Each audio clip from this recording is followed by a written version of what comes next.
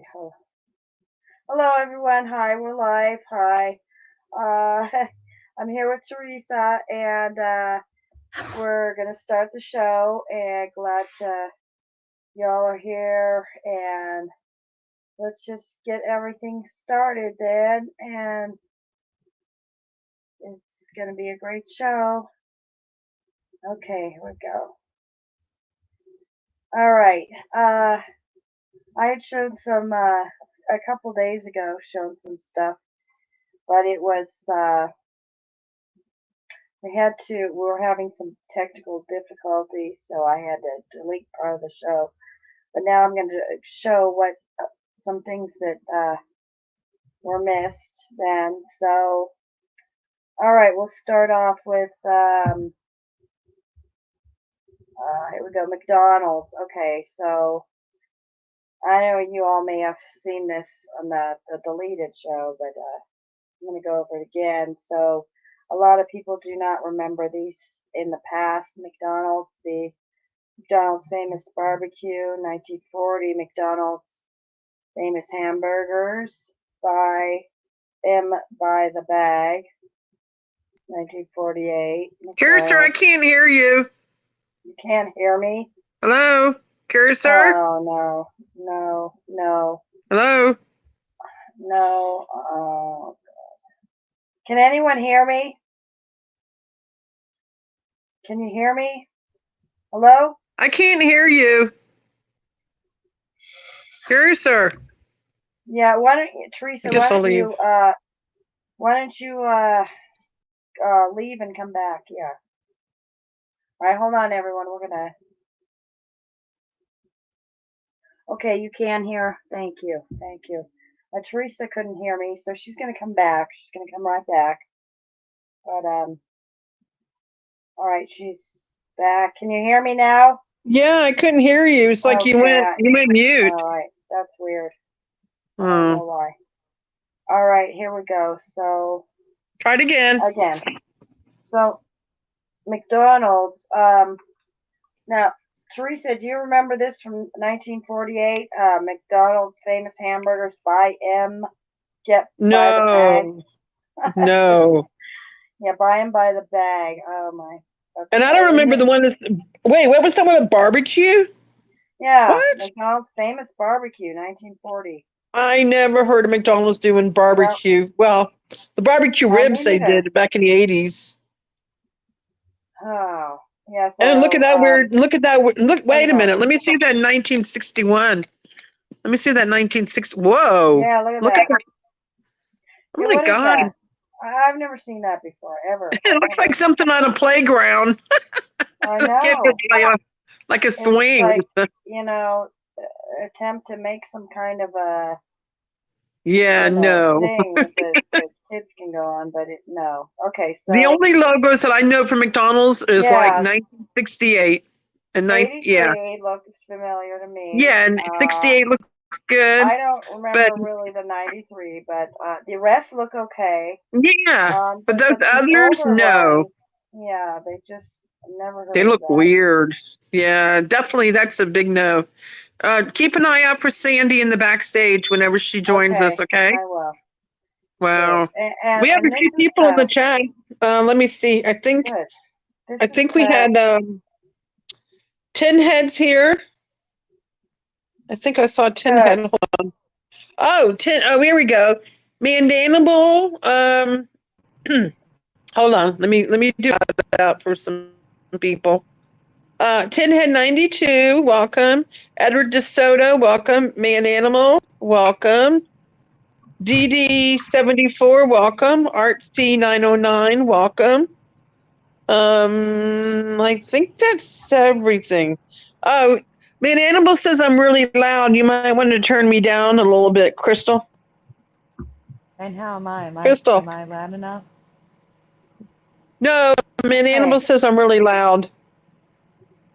Oh, okay. Well, let me fix that. I can fix that. I'm always. Well, it's because I'm on my cell phone. Yeah, I know. It's like I'm yelling at you. Extra. It's sorry. Loud from the rest. Hold on. Hi, everyone. Hey. You're welcome, Edward. Welcome, Ralph and Cassie and Francis. I think I got everybody. Okay. Oh, Eddie Von Kuhn, welcome. she's too DDG. low. Wait, guys. I can barely hear Teresa now. Well, the people in the chat said I was too loud. I can barely hear you. Okay, well, the chat said Is I'm there like loud, a happy too loud. medium between the way she was and the way she is now? Yeah, make it a little bit louder, but don't let me be blasting, like yelling at people. All right, try it again. Testing, 1, 2, 3. Is that better? Good. That's good. Welcome, Quantum Wannabe. We got a lot of Guardy Matrix. Welcome. Thank you for coming, Guardy Matrix. We got a lot of people in the chat. DD Sony says, give everyone 1A plus 2. No, I have to be all the way up. I am all the way to the max, like plus 10, whatever it is. Yeah, you're all Did you the way up. explain what we were doing tonight? Bellatrix says I sound good. All right, guys, let me just finish up my stuff here. All right, well, we have to get my volume. All right, go ahead. I know, I'm pretty sure we know what we're doing here. Okay, so the exclamation point in nice, these products you see in grocery stores. I don't remember the dot being red. Now it's red. It used to be just solid black. I don't know what this thing is up here, but anyway. So yeah, trademark. that's change. Oh, okay. That's changed for me. Let's get past this. What is, I don't know. This is maybe something else, or okay, yeah, I had mentioned before this funny. I'm sure you guys are familiar with this funny square on JCPenney, which I don't think looks good at all. Family Dollar. Sandy said some of them have these, some of them don't, but I've never seen that before ever with the Family Dollars. Again, that was black. Now it's red. Let's see. Let's get past. Oh yeah, these has changed. The T here. The line was not so slanted diagonally like that. It used to go more straight across, and now it's changed. So that's changed slightly. Strange. These cigarettes here. Okay, I passed that. Some of these I'm gonna pass up. Residue red bar flag.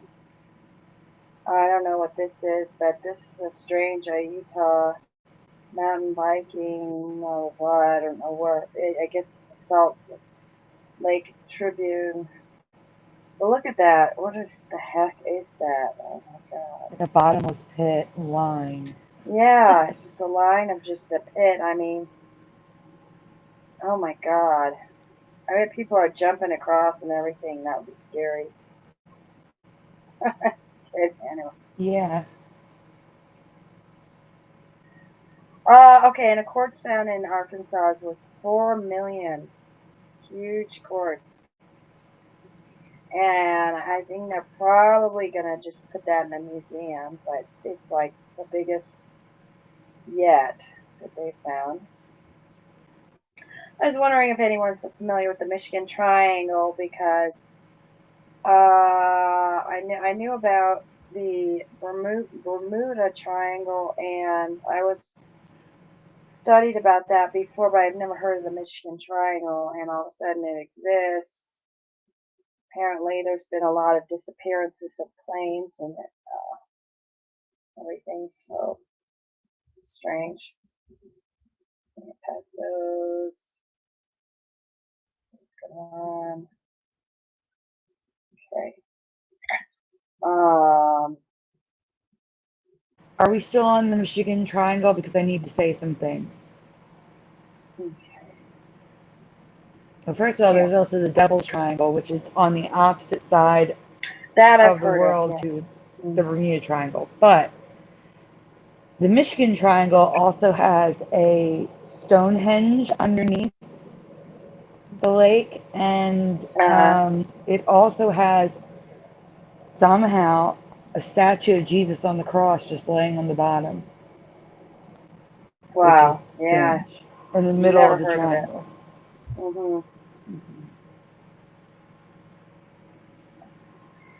Now, let's see.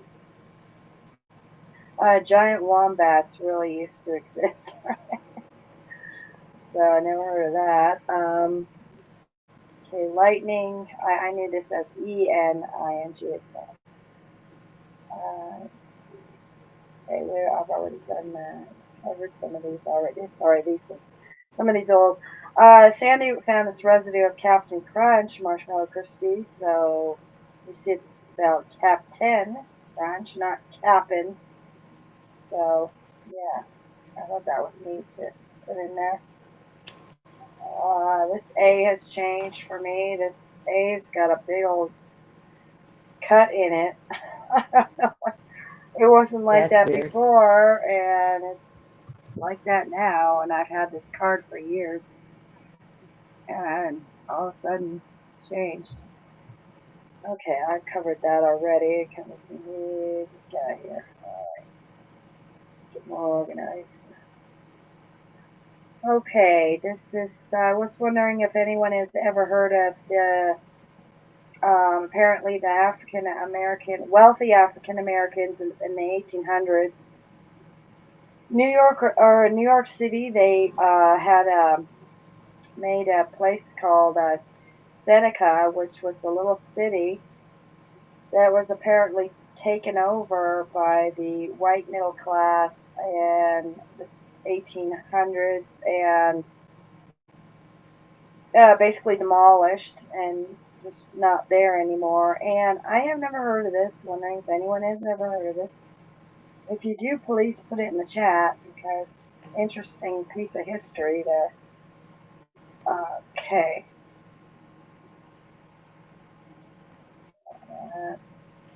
Where is Seneca located? Where is it located? Yeah, that I didn't get that. You, Sandy, you had sent me some stuff and I forgot to put it in, but my understanding was near or in Central Park area. That's it. But, yeah. So this isn't like Seneca Falls, New York. This is like the town of Seneca in Central Park. Yeah. Yeah, exactly.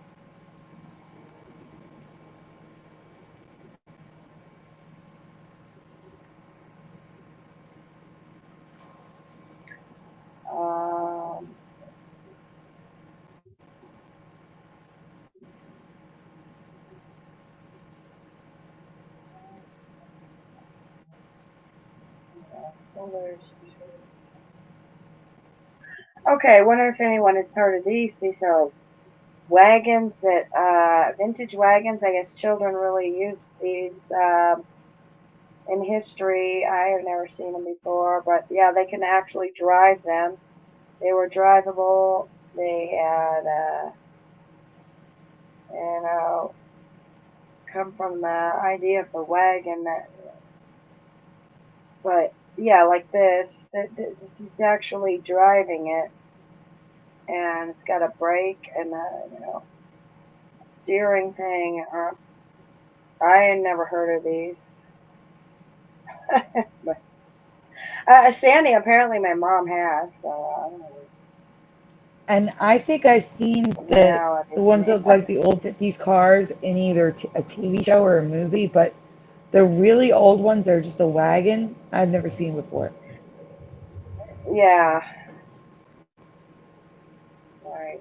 Yeah, they're all vintage, so. Exactly. That's weird. Those black and white ones.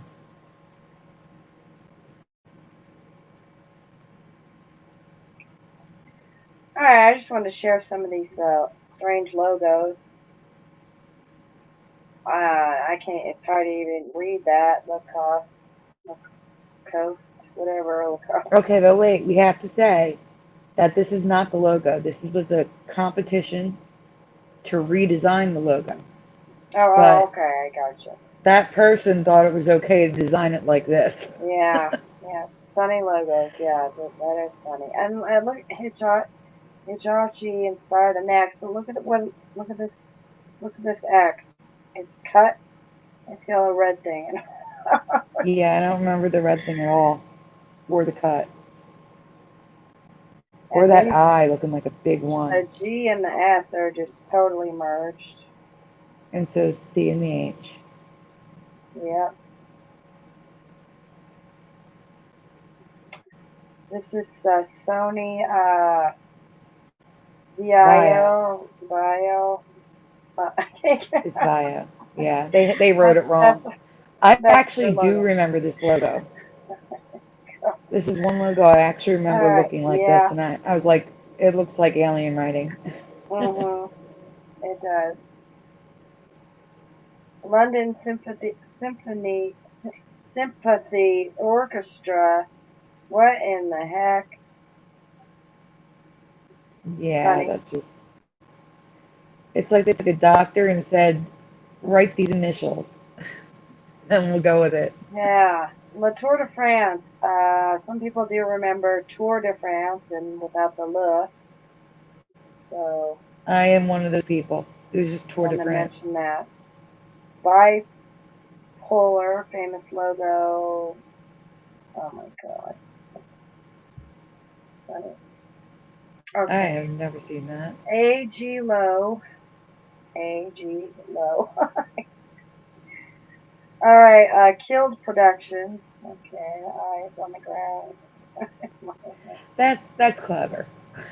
Yeah. It's okay. The person's lying on the ground. The eye. It's funny. Spotify. Okay. I guess. All right. That's all.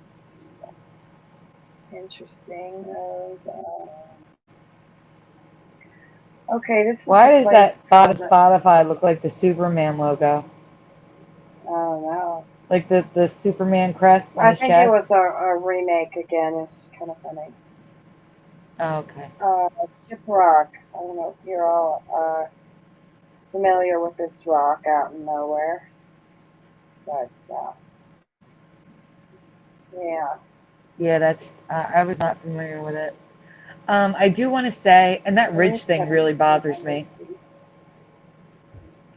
I do want to say, because there's been questions in the chat while you've been presenting. Because of last week, us having to split the show up on 2 separate streams, having to end the show early, all these problems happened.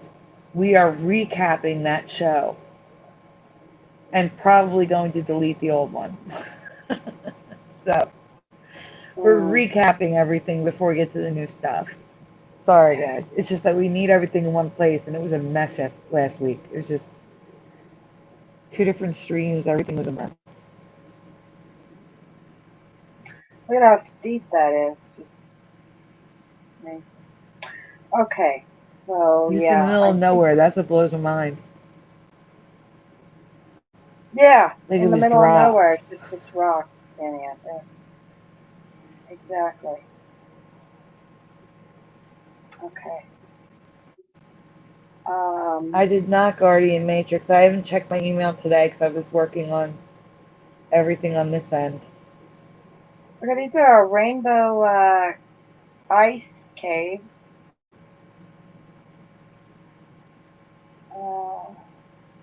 Transforms into dreamy rainbow-filled cavern as sun rises.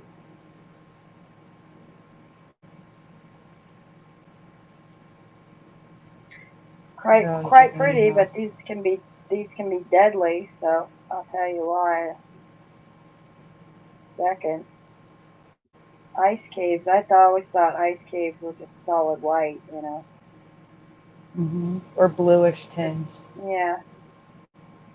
I've never seen rainbow, but then again, I did find all that rainbow snow and ice, so it's possible now. With all the algae being rainbow colors, who knows? I've never seen it before in an ice cave, though.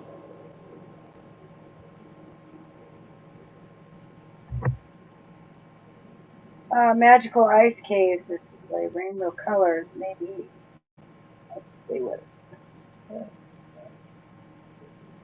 Okay, rainbow ice caves are gorgeous but deadly. Warns. My computer's running a little slow today. Ice caves are gorgeous but deadly, warns National Service Park. Stunning photo of rainbow-colored ice caves inside Mount Rainier went viral. The National Park Service put out a stark warning: ice caves may look pretty, but they can be deadly. Nature photographer Matthew Nichols recently snapped the ice caves of Mount Rainier in Washington State. Image below, and the sun hits the roof of these ice caves from outside. The light is retracted into the cave ceiling, creating vibrant colored scenes. I could not believe my eyes. Blah blah blah blah blah. It's colorful. Understandably, the image.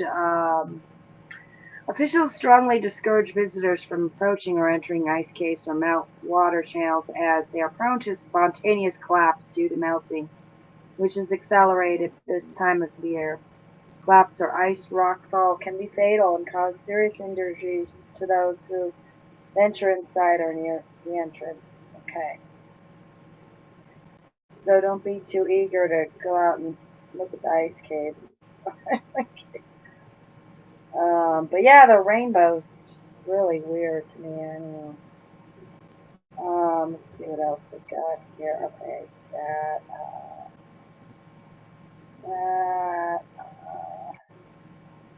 don't know if I have much more.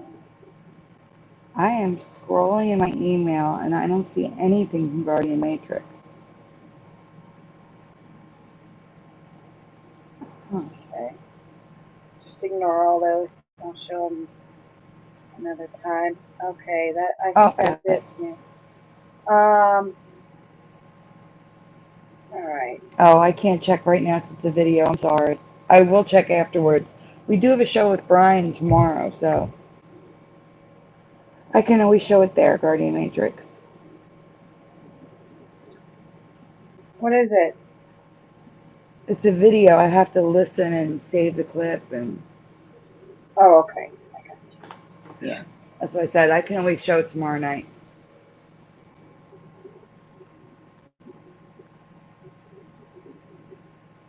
Alright, we're going to go to Wow, Curiouser, you are 7 subs away from 1,000. Yeah, I know. We have got to share her channel, guys.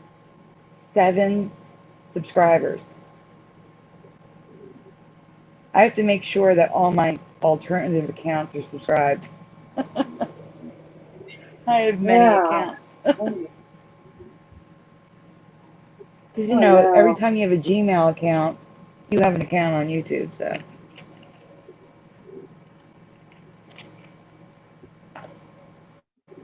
Teresa, you're really quiet. Are you seeing? Are you there? Is she there? She's muted. Teresa, we're gonna show some of your stuff. I think you should get in here. Alright. Okay. Alright, let's see what we got here. We'll start with Are we doing Teresa's segment? Or did you already do that? her links. Yes, her. This is Teresa's Mandela Reality Residue Hunters. You can do them. Segment. No, Teresa, you can do them. Teresa, you gotta say something about them. Alright, let's see what we got here. You can bring them up then? Go ahead.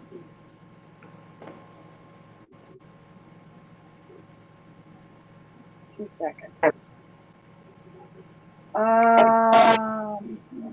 see. So here.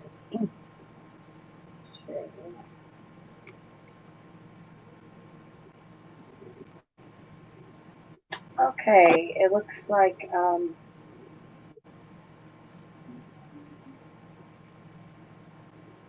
Which one are you doing first?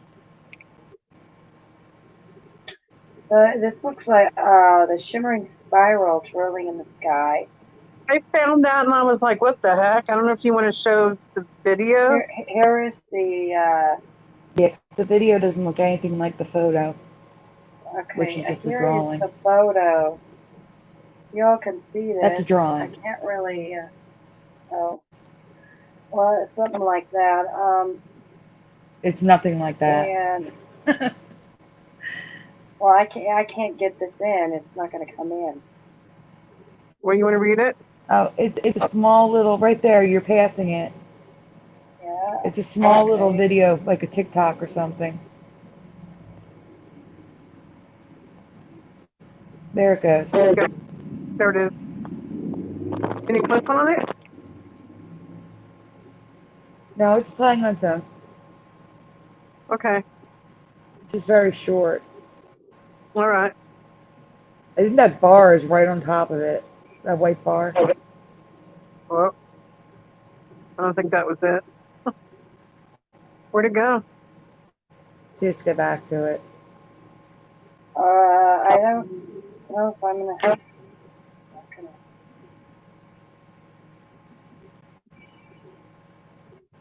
There it is. All right, now you hit play and just stay there. Yeah. I don't know if you can make it bigger. No, don't even try. It's a little light swirling in the sky. But the problem with these, there's filters you can add to video. I don't know if it's real or not. Okay, well, just say we don't know. We don't know, yeah. I will say it looks weird. I've never seen something like that before. There you go. There you go. Right. Hard to see it.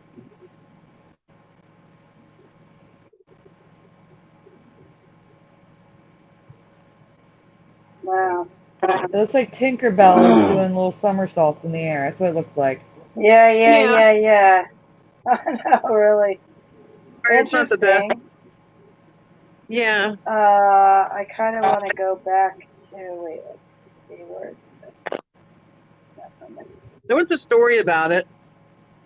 Yeah, I guess it's going to say a little bit about it. Oh, There you go. It's an exciting time to be into UFOs. The government is finally taking sightings seriously, releasing information about what they know, even holy blah blah blah. Okay, we don't really need to. But not every unidentified light in the sky is a sign of alien presence, and a lot of videos you'll find online are just plain silly. There are some things to watch for when you spot a video online that may be fake. The most obvious, super short clip, though you can expect a witness to a UFO incident to have their camera out and ready an exact instant that an object appears in the sky. A very short clip, a few seconds, zero content, indicates that they didn't film it for very long for a reason. Maybe if they kept flying, it would be clearer that what they really are seeing a balloon, or perhaps like this video. Okay, this is a firework. It's probably a firework. Okay, I gotcha. That's what I'm saying is you never. I got other things that are more interesting you could show. Go to a different link. Yeah, I got better stuff. I just thought it was kind of cool. Yeah. Okay, here's the future of transportation. Yeah, check this out.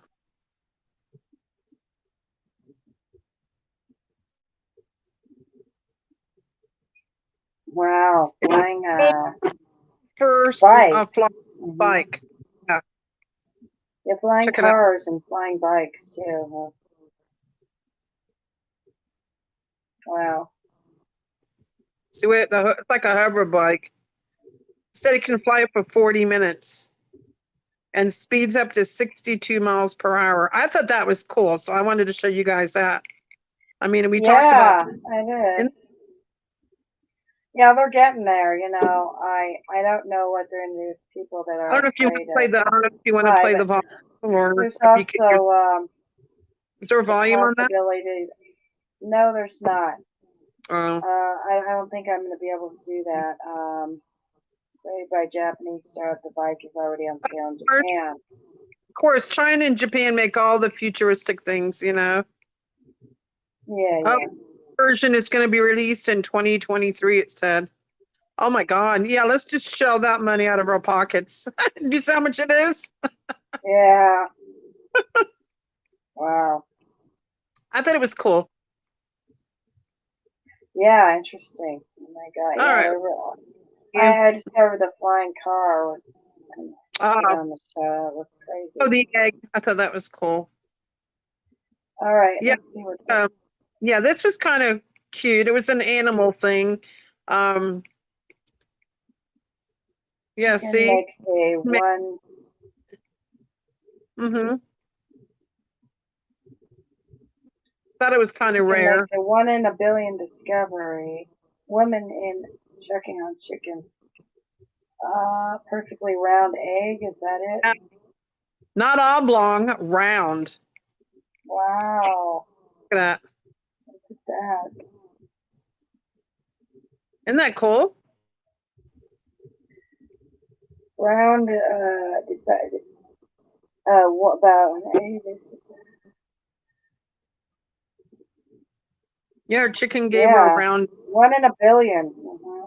1 in a billion, yeah. Interesting. Isn't that cool? I feel bad for the hen that laid that. That must have hurt. It probably did hurt. Ow. Yeah. Thing. And there's some chickens. I thought it was cool. A little funny, not different.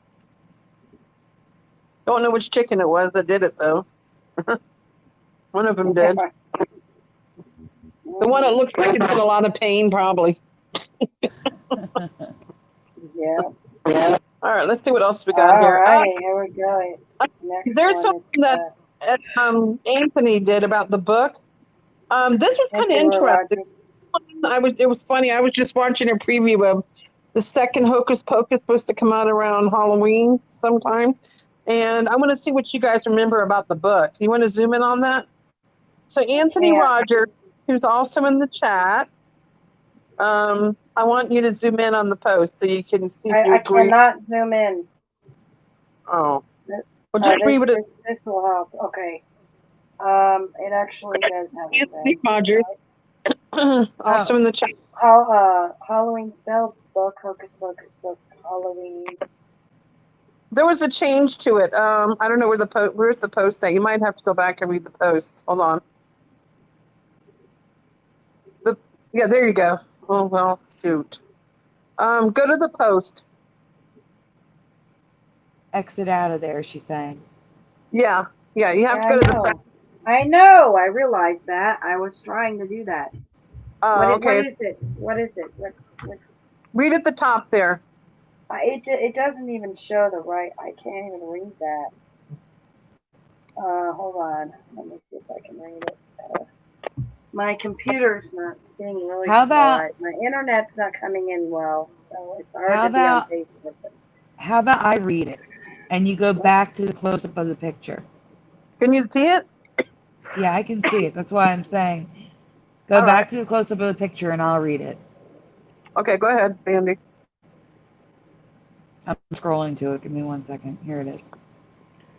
New Mandela Effect with the movie Hocus Pocus book.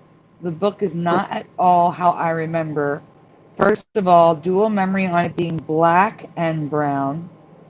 Also, it has 3 snakes on it, along with an eye that's no longer bloodshot. Yeah. I do not remember the 3rd snake going down the straight one. I remember the 2 curled up ones. I don't know about the bloodshot part. I remember the eye, but there might have been some bloodshot on it. I can't confirm that. Well, no, I'm looking at the second image, and it looks like there is bloodshot there. It's just very faint. Yeah. But the drawing one doesn't have anything. Doesn't have a bloodshot. I don't remember black though, because for me it was stitched skin, which is disgusting. But I don't remember the black. It was a dark brown though. Yeah. And some of this is looking light. Yeah. Interesting. Yeah. Which is interesting because I got brand new one piece of residue of another Hocus Pocus from one of Teresa's Mandela Effects in the residue folder. So that's funny.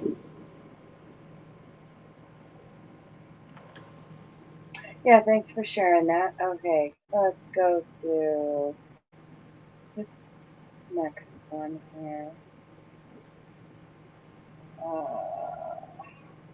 My computer's... Okay, a trip through Paris, France. Speed car.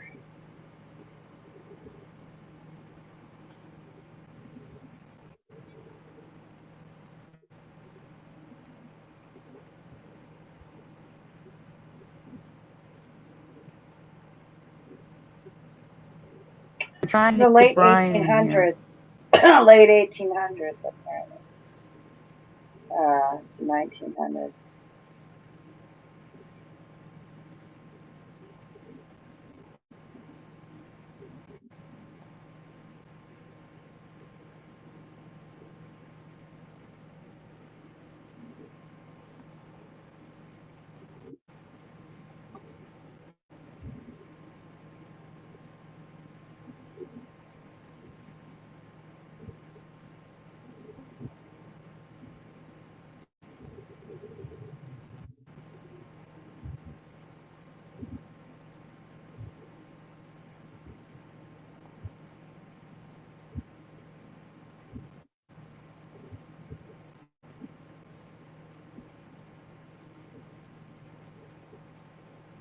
Can you imagine how quiet theaters must have been back then when there was no sound?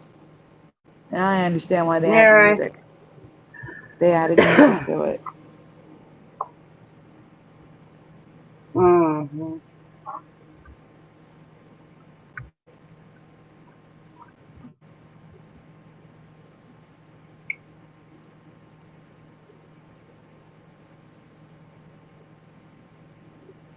What are they walking on?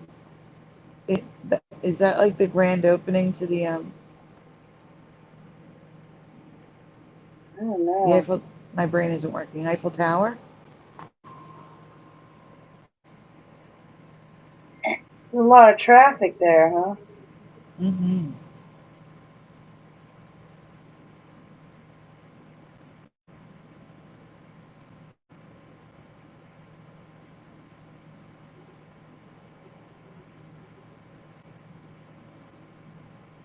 I think we're trying to get to a specific part, right? Yeah, I would think so. It's towards the end. Notice how people had bicycles.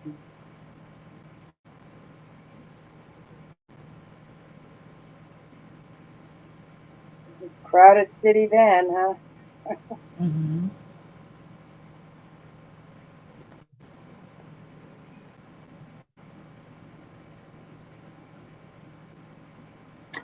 Well, those look like fire people. Yeah. They're gonna put out a fire, it looks like. Is that what this is gonna be Yeah. about? No. Oh, yeah, okay, No, next. it's the walkway. Funny. Oh, that would be so fun for the kids. All right. It's upsetting to even think that those kids are probably long gone. Actually, what am I saying? They are definitely long gone. Okay, so what is this? It's like a moving walkway. Is that it?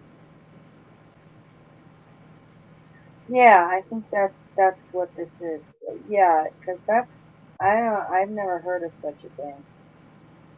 I haven't A either. moving walkway. Like yeah, moving platform. I've never. Not that long ago. No. So they're just on this moving platform and just cruise along, huh? Wow. That's strange.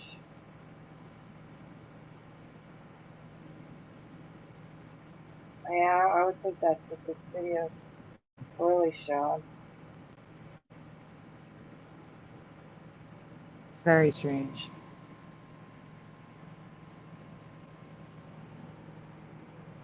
Oh, guys, have you ever heard of this? Back in the 1800s, early 1900s, of a platform like that. Hi, Virgos. So Strange. Artsy says, I love watching those. Tinhead says, same, beyond fascinating. I was watching one in the 1850s interview with a woman on a farm. Virgo says, never. Yeah. Right, Tinhead, we are sharing Teresa's group. Tinhead says, I shared that one on Teresa's page on the group. This is Teresa's Hey, Brian. Mandela Reality Residue Hunter group. Her top 5 for the day. Brian, can you hear us? Hey, Brian. Oh, he's gone. Hope he comes back. He wrote Brian. a message. He wrote a message saying that he left his earbuds at work. So he's trying to come in the way Teresa does on the speakerphone. All right, we'll look out for him. How about we start with this, Teresa? Oh, he's backstage, he said.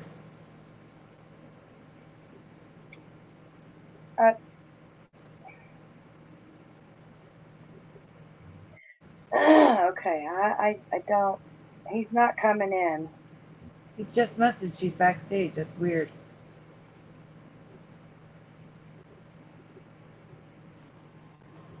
Let me message him. Teresa, are you there? Teresa. It's not hers anyway. You're pulling up mine. Okay, that's not what you wrote on it. All right. Oh, because it's partly Teresa's. That's why we did together. She can read it. Okay. And now Teresa's gone. Oh my god. Hey, Brian. Where did Teresa go? I don't know. Hey guys, sorry. Oh, you sound fine. I don't normally do this on the phone. It's weird. Yeah, well, you sound fine. You're good. Okay, good. It's just that Teresa just dropped out. Yeah, don't know where she went. I saw that. Like, what happened? Like, I came in, she left, or something. Yep. Yeah. Oh wait, there she is. Okay. Oh, there she is. Hey, Teresa. Right. Hi. Teresa? I think she's muted. No, she's not. Now she is. Now she's not. And we still can't hear her because she left, and now her settings have to be reset. We got Michael Fontaine in the chat. We got Tinhead92. Burgos is here. DD74. Welcome, everyone. StreamYard is so touchy. Hangouts, you never had these problems. I think what Teresa's trying to do is she's probably trying to leave Google Chrome. And when you leave Google Chrome, you can hear a little bit of the show in the background while you're searching through another app. But then what happens is it closes your session for some reason. And so it kicks you out of StreamYard. Yeah, well, she should know better not to leave StreamYard. She says she knows. Well, she's probably checking her messages, and then it kicks her out. Yeah, but she'll say to us, I can't check Facebook, I can't check Messenger, I'll get kicked out. She knows that. Yeah. I don't think that's what's happening.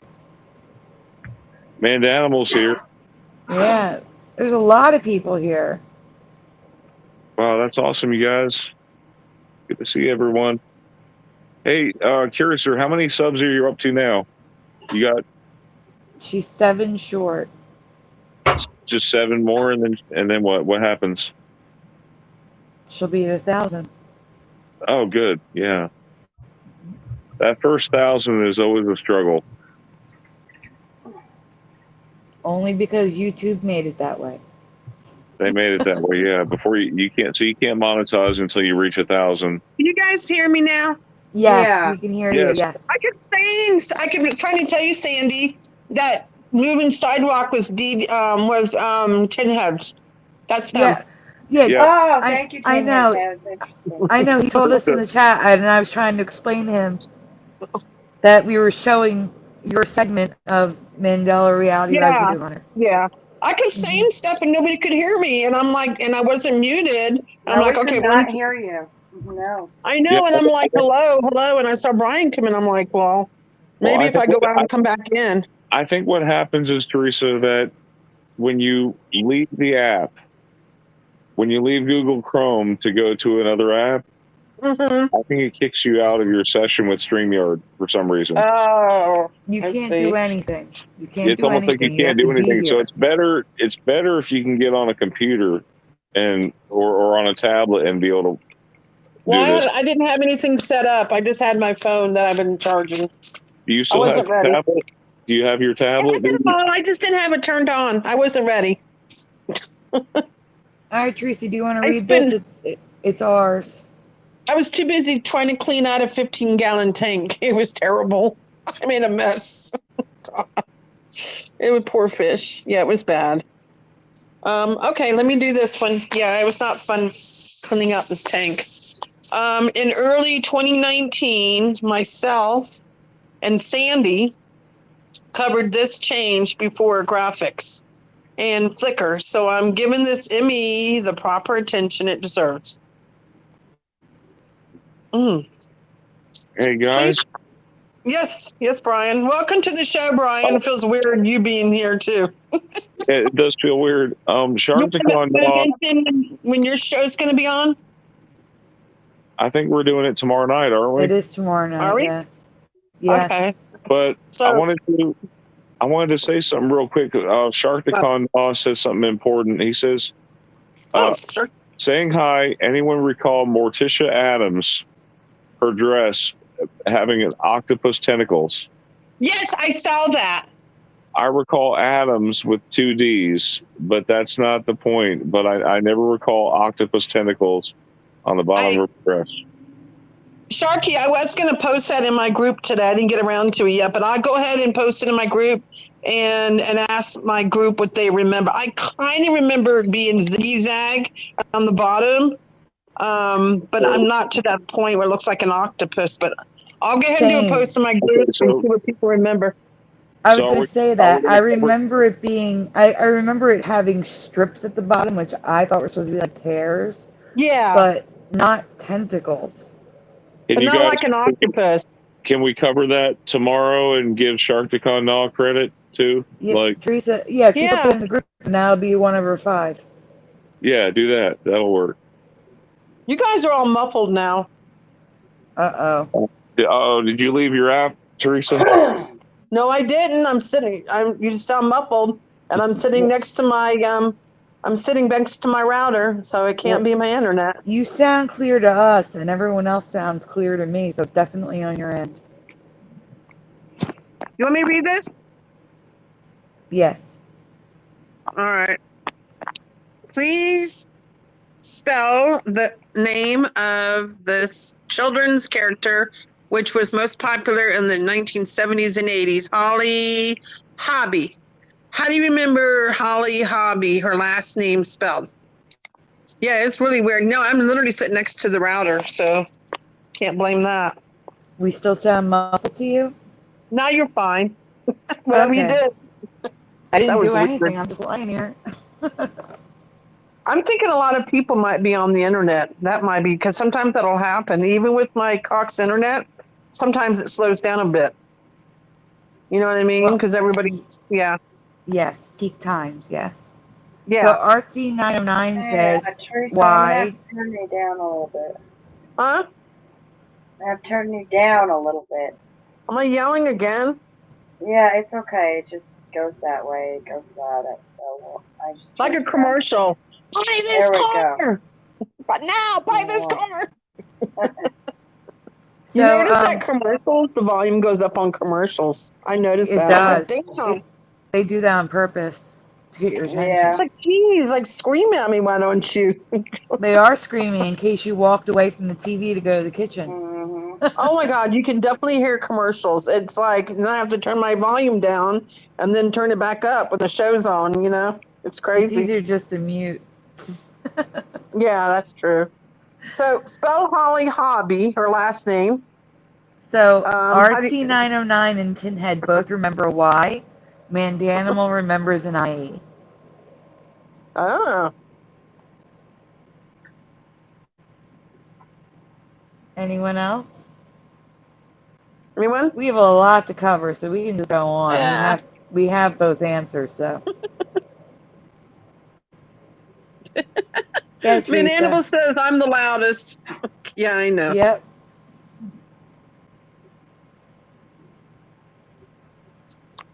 Okay, when I was young, like many kids, my bedroom had a theme of matching bedding, dolls, and pictures on the wall in the late 70s.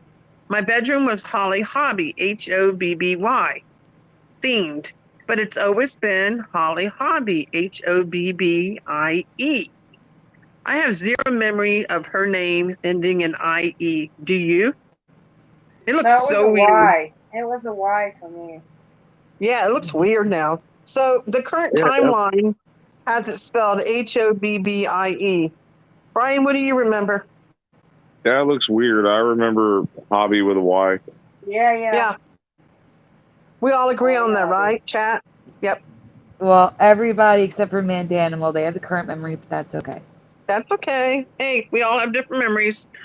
Maybe they didn't have the Holly Hobby bedding. All right. I think I had the lunch pail, guys. It looks familiar. That lunch pail and the thermos. Yeah, I think I had it too. God, that looks familiar. I think I had. Yeah, it does. Yeah, I remember that. Except it didn't have HOB. Different lunch boxes. I love Holly Hobby. But I didn't have a Holly Hobby lunchbox, but I know who did. Shame on you. No, I'm saying there was a girl named Kelly in my class who had it. You didn't want to have the same ones. You wanted to have different ones. Do they still make those lunch boxes, or not much anymore? They do make them. If you have an old lunchbox like that, they're worth money. Yeah, they're worth a lot of money. I have a Beatles one. They do make them for collecting, not for use. I think mine was Transformers. Oh, cool. And here is some residue of the spelling that we remember with the Hobby. Plenty of residue. A lot of people do remember it this way. You guys remember those lunch boxes coming with thermoses? Yes. Yeah, I used to break mine all the time. Seriously, I would get so in trouble. My parents were like, "You broke another one?" I'm like, "Oh." Yeah, I went through lunch. I went through those a lot. The pail was still good, but my thermos, I would always break it. I was just accident prone. Seriously. I would drop it somehow. Clumsy me. Look at that, even ads. I think they made them that they were kind of thick for our hands to grasp around, so maybe, they could slip pretty easily. They did. That's usually what it was. It slipped out of my hands, and I was, Mom, I didn't do it on purpose. I get in so much trouble. There's another one. There's a ton of residue. Yeah. Too much residue, actually. And I cut it down. Yep. All right. We're going to move on to another one? Yeah. You're going to read one too, Brian? We can get Brian to read one too. Why don't you do the Star Wars one and let Brian read it, because I updated it. Yeah, Brian, go ahead. You do the next one, all right? I'll try. How do y'all read them on the phone? Is it? You have to squint your eyes. You have to turn it side. You have to turn it sideways to get a better view. Yes, you can. It will get bigger sideways. Yes. That's what he said. Oh yeah. Okay. Yeah. You can zoom in and out on StreamYard. That's cool.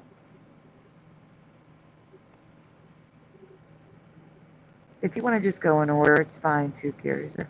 That's easier. There we go. Let's have them. All right, so here's the Star Wars one. Okay, all right, all you Star Wars people. So the 1977 version of Star Wars has changed again. Some big and some small changes. You go on the next one. Mm-hmm. Come in. Here, sir. Yeah. There we go. Okay, it's a little delay. But yeah, we all know by now the current changes to Star Wars. Many are even sick of hearing Star Wars in the Mandela Effect community. So to ease you into it, I'll start with the logos at the beginning of the film.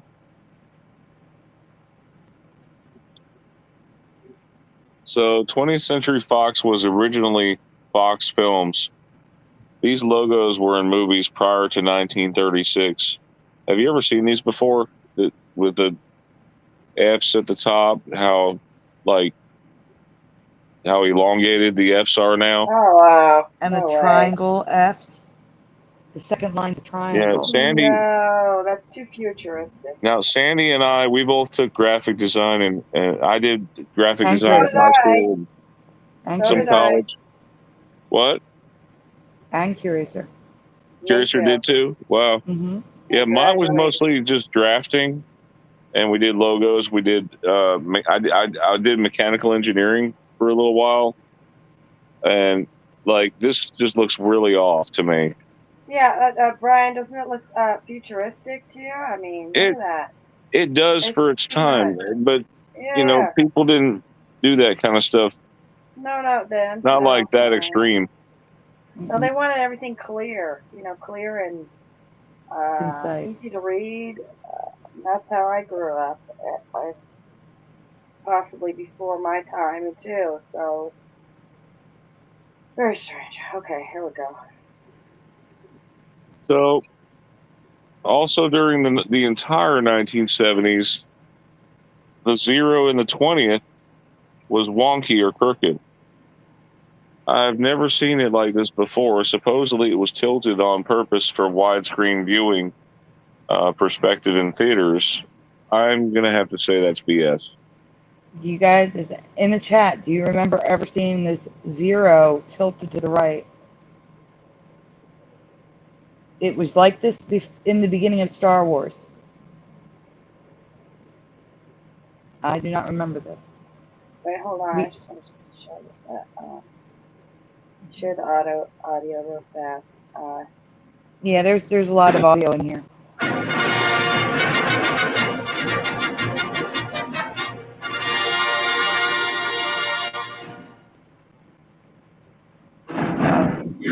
Now, I asked my dad this. I asked my dad this question about 20th Century Fox, and I guess he has the current memory on the 0. Yeah, but my mom surely doesn't. She doesn't have that memory. So, well, in the chat, it's a no for everybody. Mandanimal, Tinhead, and Burgos are all no. But I don't know if he misheard me or something like that, because my dad sometimes does mishear me, and maybe he thought that I was asking if it was always like that or something. I don't know. So anyway, the first question here, the 1977 film Star Wars. In what year or decade do you guys remember the movie title being changed to Star Wars Episode 4: A New Hope? So in the chat, give us a year or a decade. If you're not sure of the year, like for example, Jeff was very sure of the specific year. If you have a year in mind, write it in the chat. If not, a decade is fine. When do you remember them changing the name of the 1977 film from Star Wars to Star Wars Episode 4: A New Hope? I can tell you right now. When do you remember it, Brian? 2004 for me. And that's the same year Jeff remembered. Yeah, because that's the year that they basically remastered everything, and that's when they reorganized the movies, the films.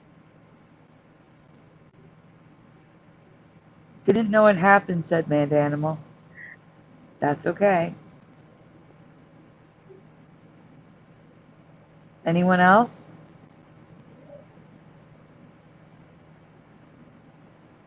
So for me, while we're waiting for I don't knows or decades, for me, it was around that time. I can't say it was definitely 2004, but when they released the other films, which happened prior to Star Wars, that's when I remember them adding the new title. So wasn't that the 2000s though?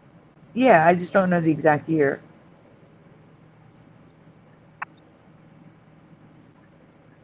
We have all I don't knows, and that's okay. So you want to go to the next slide? Yeah. Star Wars came as early as 1981, when Star Wars... Sorry, we'll listen to that in a second.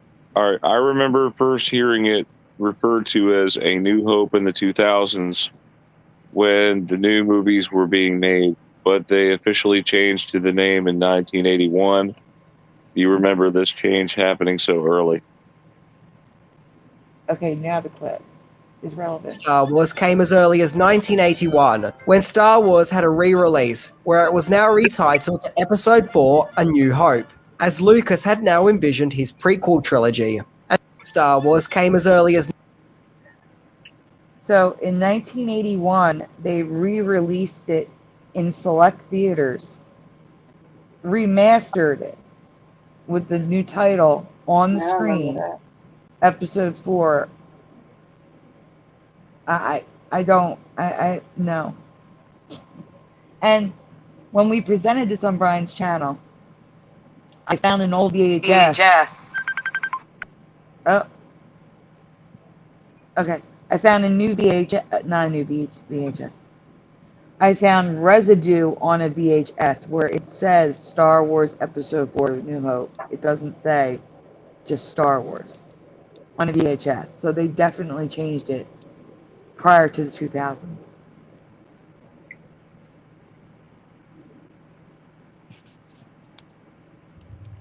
Brian, you ready?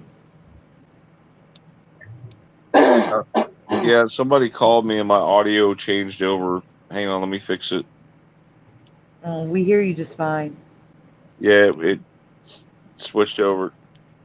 I got you.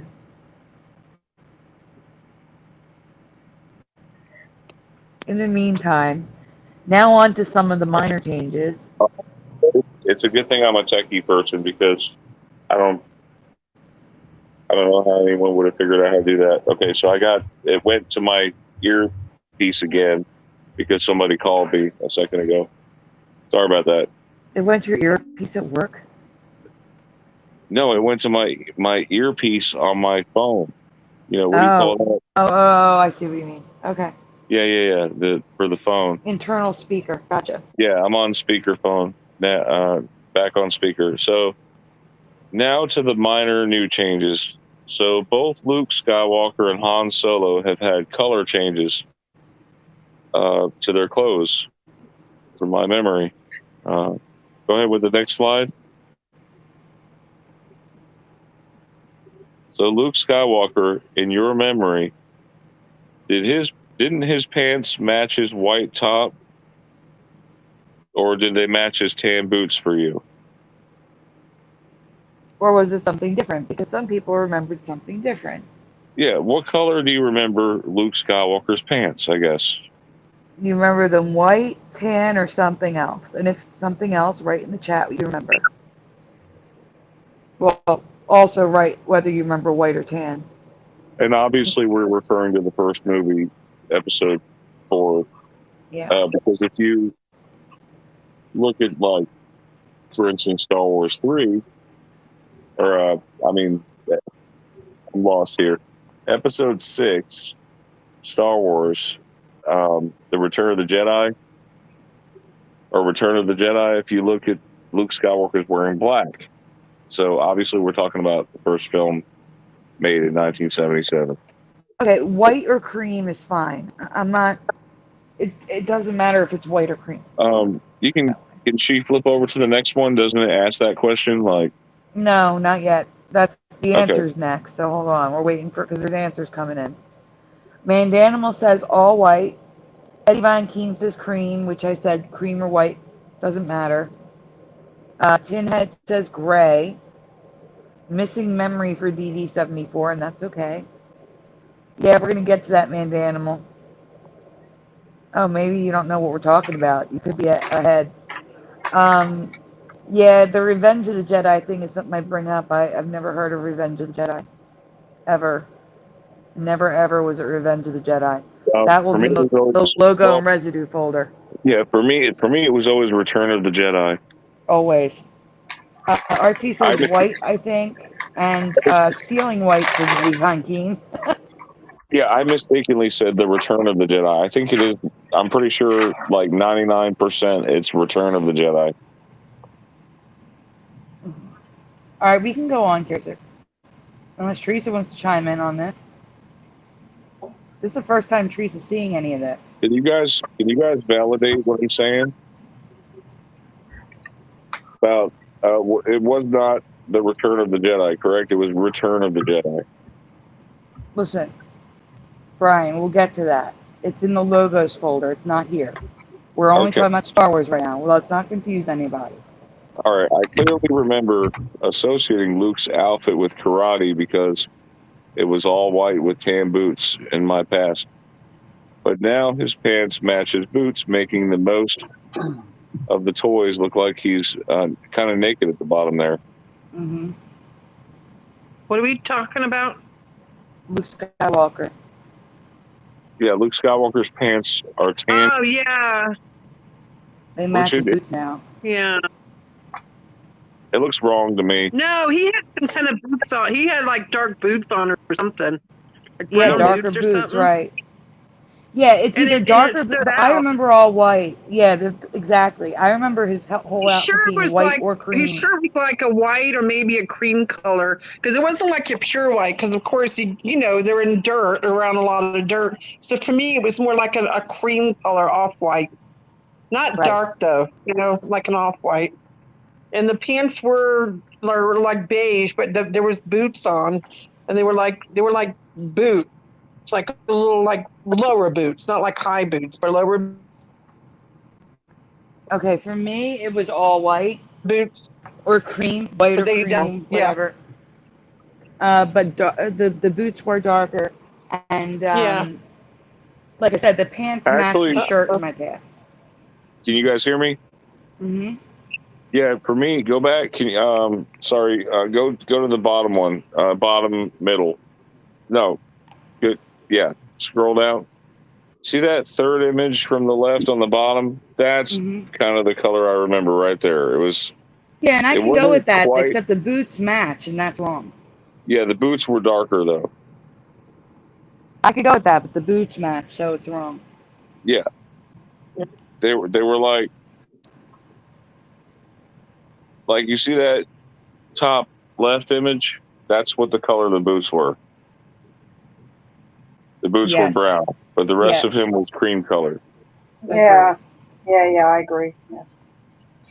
Yes. It's still wrong now.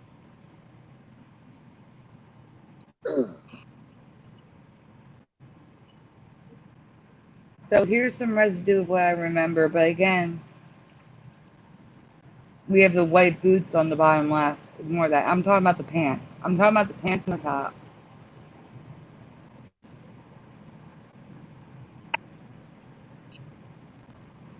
They matched in my past. That's all you need to know.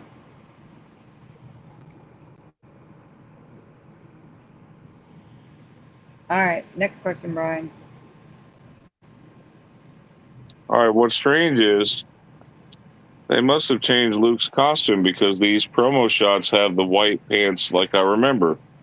So on the left is exactly what I remember. Exactly. Me too. And on the right, the boots are wrong, but the clothes are right. So I'm okay with that too. I'm talking about the clothes, not the boots. But the boots, exactly. The left is what I remember. Why is he wearing that, but not in the movie? Well, do you see that logo for Star Wars? Mm-hmm. That I think, didn't they use that logo? There was like another Mandela Effect with Star Wars. There was was there like a Halloween special, or there was some kind of Star Wars TV special. It wasn't even a movie. It was a TV special. Do you know what I'm talking about? No. Hold on. I'll find the title. Hope it don't kick me out. Hold on. It's going to kick you out, Brian. Don't even bother. Can you look? Teresa, are you able to look? No, Teresa can't. I can. Hold on. Okay. Look and see. You mean the variety show or a cartoon? No, it was. I think part of it was a cartoon, but remember, there was like most of it was live action. It was some kind of holiday special. Star Wars. It was called Star Wars Holiday Special. That's the one. I believe Scarab Performance may have covered that, or another channel may have covered that. But yeah, that one gets me every time because there was never a holiday special movie or TV show for that matter for Star Wars. Right. Yeah. No, I don't remember that either. They would have showed it a lot. So Han Solo. There's another change here. What color was Han Solo's shirt under his vest? Was it white, cream colored, or tan, kind of like a tan yellow color? And actually, in the chat, please describe his shirt, vest, and pants color because it's all changed, and I want to know what you remember. So Han Solo, what is the color of his shirt, his vest, and his pants? What do you remember? Not just what I wrote there. Shirt, vest, pants. Please describe the colors that you remember. Because, you know when you look at something and you're focused on one thing and you see it, but you ignore it? You know something's changed, but you just ignore it because you're focused on the other thing. I had so much happening here within 24 hours that I saw it, but I was like, no, that's more work. I can't do it. It's not going to get done in time.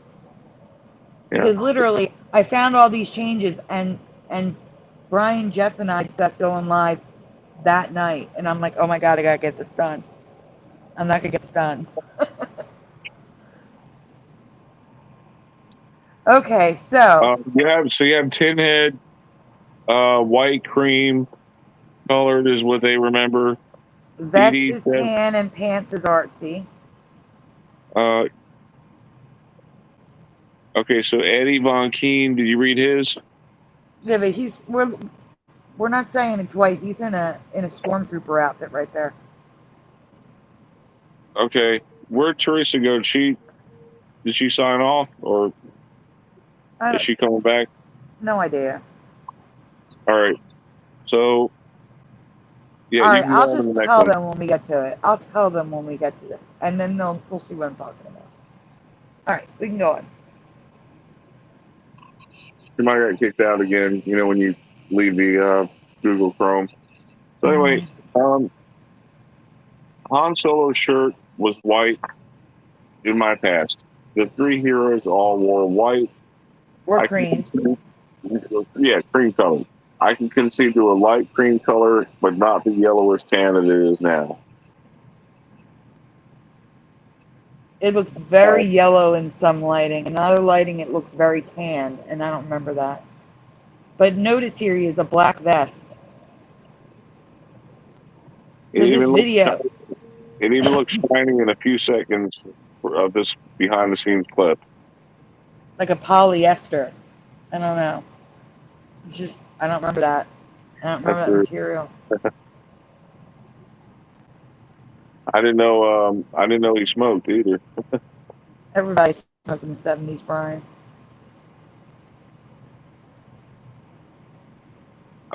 Next slide. Oh wait, don't go to the next slide yet.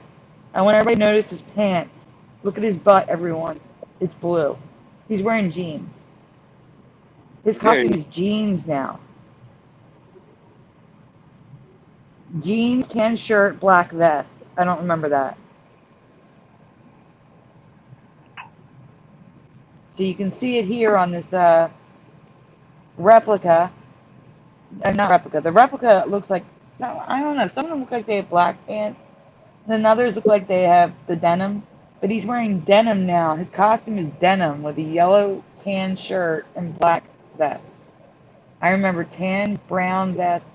I remember dark pants, like brown or black pants, and I remember a cream or white shirt. And the interesting part is the bottom right, the shirt on the box is cream white, but the doll is tan inside.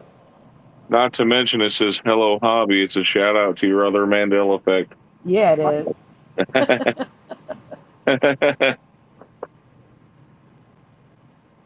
Next slide. No. That's not behind the scenes. That's an actual like poster of Han Solo in denim right there on the left. Not the video. The picture is denim. And I'm gonna have scenes of the movie. He's in denim.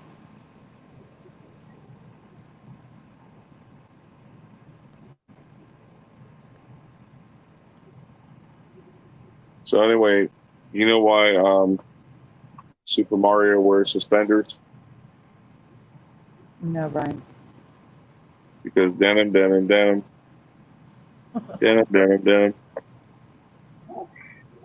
It's a joke. So here the Han Solo Funko Pop. Oh, at the top is better. It's got a white shirt, but he's got blue denim on the poster. That's wrong. Luke Skywalker has the white. Even now, if you remember, R2-D2 for me had a white head on the poster. No, but now he's got all these little, like, what do you call it? Periscopes or something like that on his head. Yeah, but it's silver now. The point is, it's silver now. Yeah, that's true. So anyway, the next thing here, C-3PO. This poor droid is constantly changing. This time is very minor, but I have no memory of a circle with an intersecting line on his shoulder. Do you? So there's going to be a better picture of it in during filming on the next slide. Anyone else have that memory? I don't. There's the plain gold cup. I don't remember that. So here we go. You can see it. It's a line with a circle and a line. I don't remember that there. It was just a shiny cup there. I've seen so many pictures of C-3PO. We have covered C-3PO to death. That was not there. I feel like we would have talked about this. Mm-hmm. You know how you can go to The Simpsons and look at Family Guy? Mm-hmm. You look on there, there's plenty of residue on those shows. Oh, yeah. And including the gold leg. The gold leg is definitely, both legs are gold on the Family Guy episodes. Burgos is like, no. And there were no wires showing. No wires for me. No wires for me there. We're going to get to that.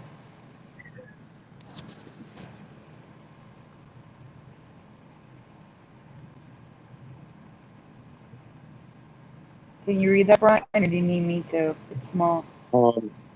I can zoom in. Okay, so we all have witnessed Vader change multiple times, including the appearance of 3 silver spots on his nose and sides of the mouthpiece. But first, his nose, Jeff remembers his nose being pointier, sticking, supposed to be out from his face when in profile, less wide and rounded. We're going to show you guys in just a second here, okay? So keep this in mind because I need to show you something else before the residue. All right, stay here for 1 second. Go right back. Okay, so to be more specific, I spoke to Jeff and now I understand better. Looking at that drawing, you see a triangle with a ball on top, like a rounded nose. He just remembers a pointy triangle. He doesn't remember that half moon on top of the triangle cutting off the point. Okay? That is what Jeff remembers. I went and got all new residue. So none of the residue from the first time we presented this is in this presentation. It's all brand new residue. All right, go ahead. Okay. Eddie Von Keen says the Michigan Triangle on Darth's mask. Yeah. This is the problem, though. Go ahead, Brian. All right, so the main reason why we're doing this show right here is because of those silver spots next to his mouth. They look like antenna now, sticking out from his helmet at least a full inch. Which we have zero memory of this. Do you remember it looking like that? I mean, like this right here. You see, they look like toggle switches. Yep, they look just like toggle switches. They did not look like that. They did not stick out of his face like that.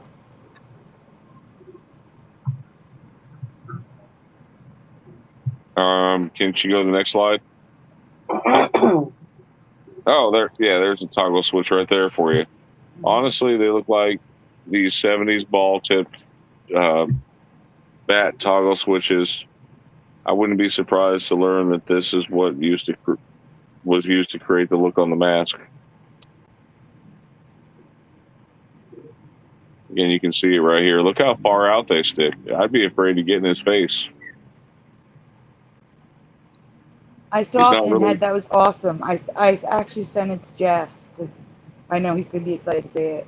He's not. He's becoming a Darth vampire. Yeah, I know.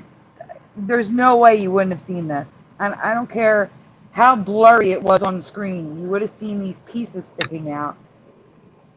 TV wasn't that blurry. Sandy, we've talked about these before, but they were not like fangs when we talked about it. Yeah, they were flush with the mask. Mm-hmm. At first they turned silver because there was something to do with the nose. The nose turned silver and the nose piece area, and now these pegs are sticking out further. But I don't remember them. They were just flush with the mask. And I have to agree with Jeff. I don't remember that big round silver nose. I don't remember that. So going back to the nose, do you remember it being so flat and less defined? There's some residue of what Jeff remembers. Some of it, some if it with the current reality antennas.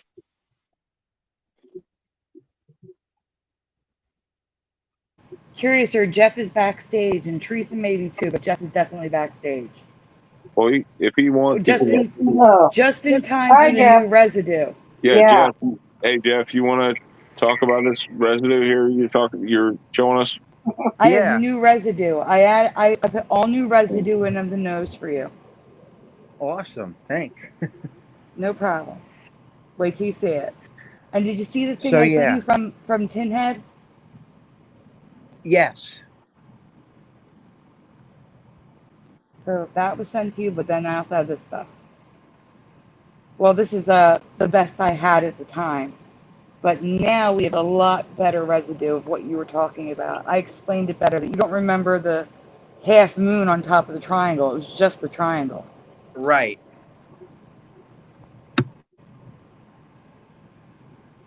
So how's this looking?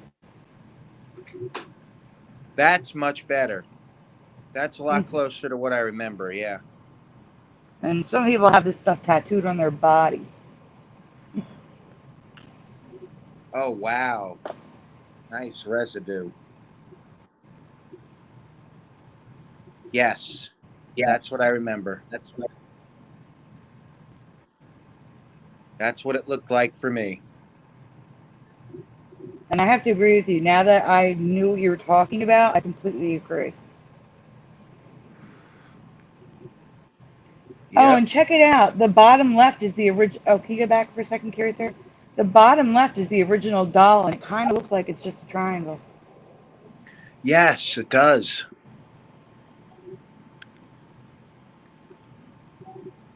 But here's the thing with those original dolls.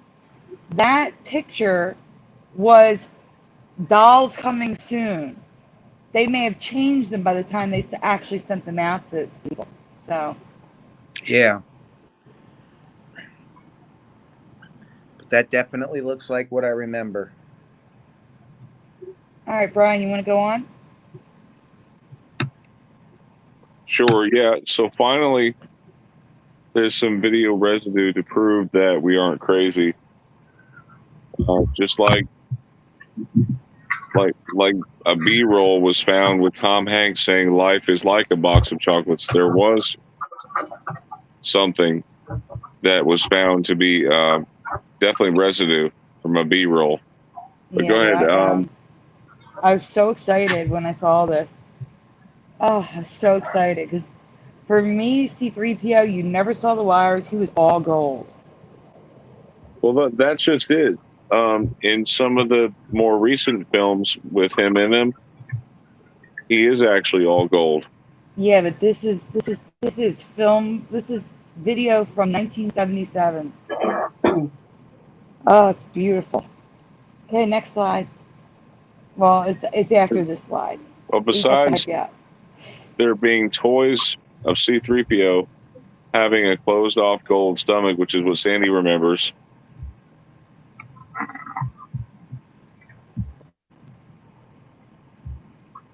This is a scene from the 1977 film, and the same scene was remastered with added characters. His stomach is all gold in this scene, and no, it's not because he's sitting. So if you look, the top two are seen. The left is a scene from the remastered version. The right is the original version. All gold stomach on the right. A little black is starting to show in the remastered. On the bottom left, it's a lunchbox showing the original scene. It's all black. The gold is gone on the lunchbox. But on the thermos, it's all gold. They were obviously made by two different manufacturers. That's what Apparently. It seems like. And then on the right was a picture of what we're about to watch a video of. It's okay, you can go right to the video. It's a clip from the video. All right, so go ahead, Brian. No, it's okay. So it's not because he's sitting, because this behind the scenes video shows him in a version of the costume where his stomach is enclosed in gold. No wires like I remember. So my guess is it restricted his breathing or his movement or something, and they changed the costume in this reality. But in my reality, he wore that costume. And it's going fast, but I'm trying to see, are both legs gold? I think both legs are gold in this clip. I want everyone to focus on the legs. I know it's a bit fast. I think they're gold. They look gold to me. Yeah. Oh, wait, no, it's silver. I just saw a flash of silver. All right, so the only thing that's the same is the fact that the stomach is gold, like I remember. The leg looks gold. The foot doesn't. That's the flash I saw was the foot. But I did cover that last time where, like, in certain scenes, the leg is gold, the foot is silver, the foot is gold, the leg is silver. It's all changing. Yep, I remember that when you covered that too. Why is his ham white? Why is his ham white? I don't know. But anyway, I was so excited to see that. That is what I remember. It was so good to see it. That was like a dream. That was good residue. Is that the last slide? That's the last Star Wars slide, yeah. Star Wars slide, okay. What do you guys think in the chat? And they're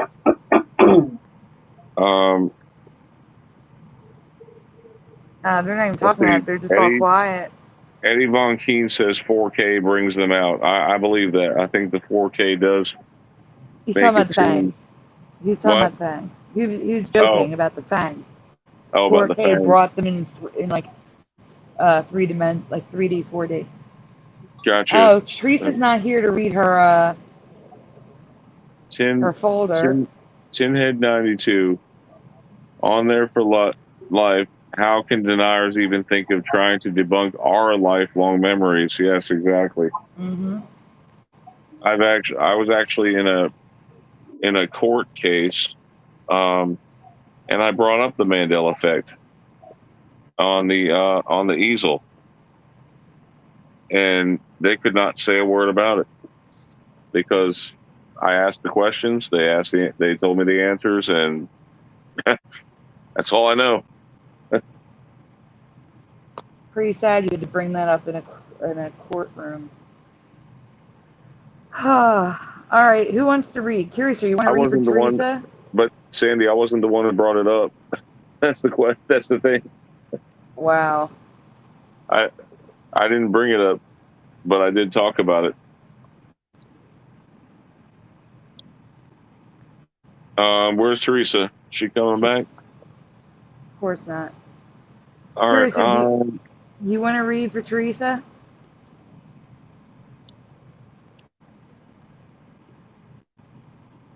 Jeff? Yeah. Okay, you want to read for Teresa? All right. Credit Teresa Lynch. Which Cookie Monster do you remember? Eyebrows or no eyebrows? So, guys, eyebrows or no eyebrows for Cookie Monster? Sorry, I was eating cookies. No, just kidding. No, okay. Yeah, I was muted for a sec. Okay. It's okay. So, panel, what do you remember? Because I'm a no eyebrow person. Same here.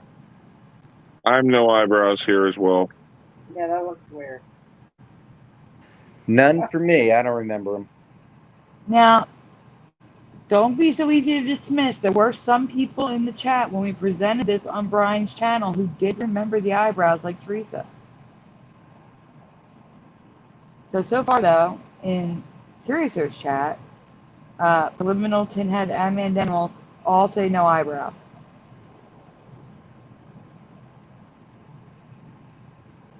Yeah, Jeff. I need it a little bigger. Oh, I'll read it. Okay, I'll read it. Okay, Okay. the Cookie Monster has never had eyebrows, but Teresa has a very clear memory of eyebrows on top of his eyes. And more than a few people online share her memory. Wow. Hey guys. Yeah, I think I remember. Go ahead. Sorry to interrupt, but I just got a message from Teresa. She said her phone overheated. Oh, sorry. And she's getting tired anyway. Sorry about that. Okay. I do remember eyebrows on that. What is that Muppet? The garbage Muppet, the green one. Oscar. Yeah. Okay. Oscar the Garage. All right.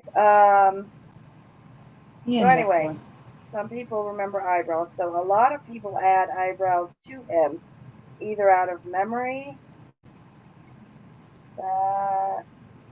or to convey their feelings of anger. Who has decap? It's just a floating Cookie Monster head. Someone wrote that. And there's eyebrows. Okay. Yeah. All right. And these are okay. Here are eyebrows added up to all these. I will say the cake is reaching, but I let her submit it anyway. No, that's good. Yeah, eyebrows. Eyebrows. Yeah. And that's just people drawing on top of his eyebrows to convey anger. So I don't know if it's just they wanted a way to convey anger, or they remember eyebrows. Mm-hmm. Okay, also we just wanted to point out why is the Cookie Monster so many different hues of blue? Could this be a variation effect or just laziness or lack of consistency? Traits that weren't common in famous fictional characters in my past. No, they were always the same. They were always the same color. Different blue colors here. Light blue, dark blue, aqua, all different colors. Royal blue. Okay, Okay, previously I talked about Sesame Street characters before. Sesame Street Cookie Monster was one of them. Yeah, let's see. There's the trash guy. Yeah, that I remember eyebrows. A lot of them do have eyebrows, but some of them don't. Yeah. He was purple, then green, and had teeth, selling snacks in commercials before becoming more kid-friendly and blue. He was purple. Okay.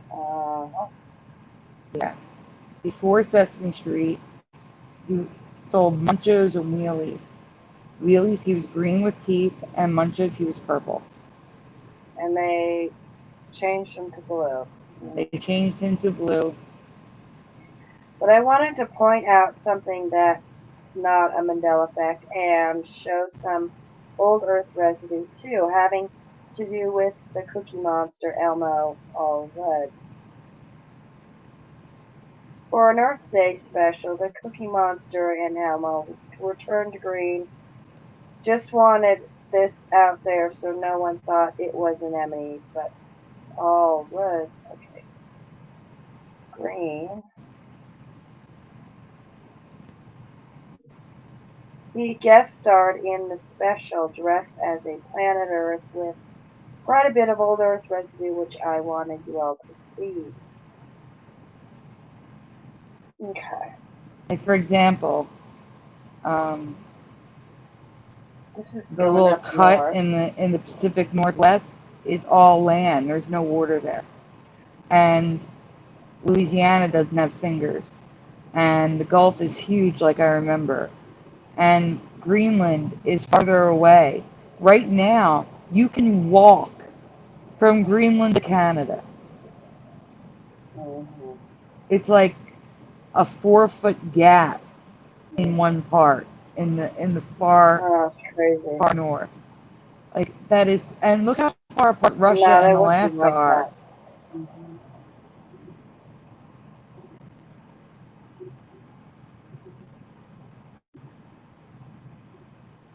But South America was not residue. South America was way over to the east. Hi, sweet Connie Joe, welcome.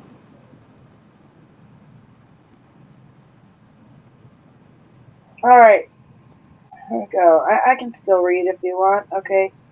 The original Mandela effect with rhinoceroses was that most remember all of them having one horn. Yes. I also remember them brown. The 5 species of rhinoceros. Huh? I just realized that one's brown. I don't remember brown rhinoceroses either. Yeah, he's a bit brown. Yeah, it seems like it'd be gray. I remember them gray. I remember the horn being more of a lighter color. Well, the brown one with the one horn is the Sumatran. I don't remember brown at all. Okay, Sumatran rhino, black rhino, greater one-horn rhino, Javan rhino, white rhino. Today there are 2 breeds of rhinos with one horn, but the other 3 all have 2. But it's not the same number of horns. That's changed again. Alright, so do you remember any rhinos having such long and pointy horns? No. This is completely new for me. Yeah, look at that. Oh my god. No. Never do I remember. Just like the hippos having huge tusks now. Mm-hmm. In the chat, do you guys remember rhino horns being shaped like this? Whether you remember 1 or 2, I know them as having 2 after the Mandela effect. I do not recall them ever looking this sharp and pointy and this long.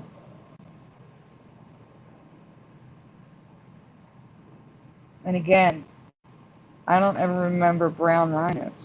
They were always gray. Mm-hmm. Always gray for me. Oh, look at my baby.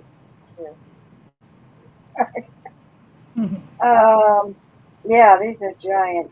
I mean, you would not want to mess with one of those. Oh no. No, look at that. They could just stab you, like, No. Okay, these are better. The little ones. Yeah, that's the residue. The best I got of how I remember it. Yeah. Minus the brown and the second horn.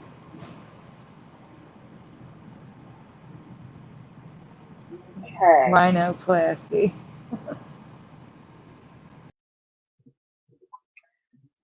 Oh, here we go. Did we cover this one? The song, Jeff's song? Where did okay, somebody left. Sandy left. Okay, she'll be back. Yes, we did cover this. Never mind. I we covered that already.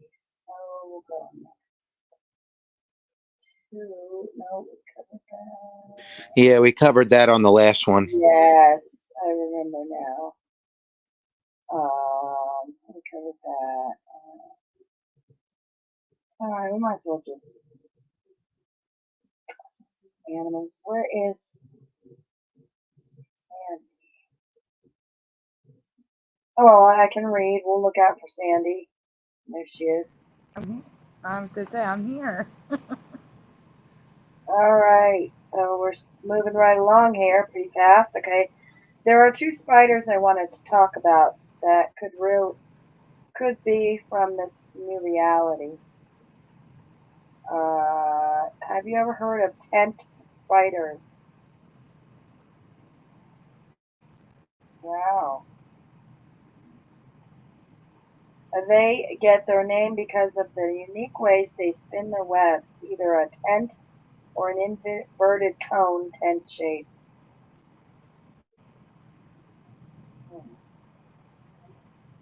Oh my goodness. Mm-hmm. What a strange spider webs though. Wow. My, yeah. Inverted. How they do that? I don't know.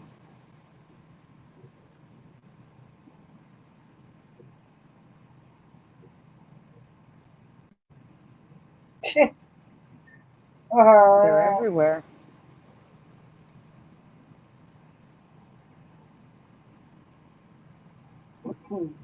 I'm doing an update to the spiders folder. I never heard of these. No. There's some video showing you.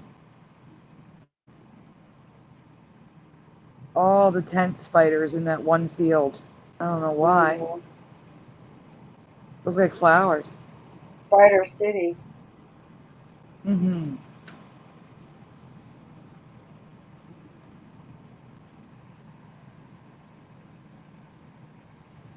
Oh, Tinhead, just you wait. If you think these are oh wow, just you wait.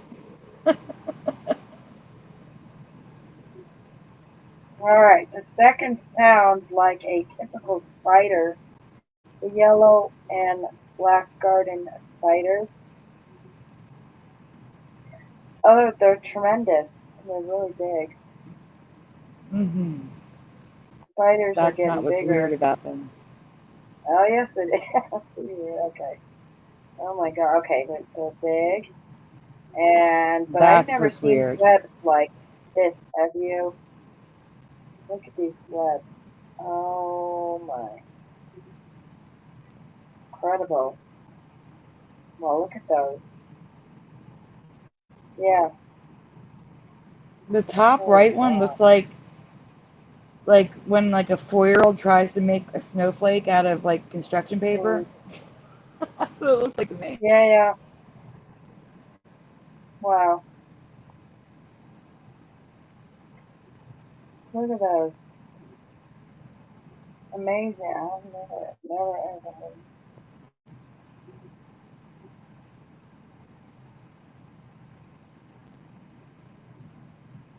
Jeez. I mean, these are just crazy to me. I've never seen anything like this. Oh no.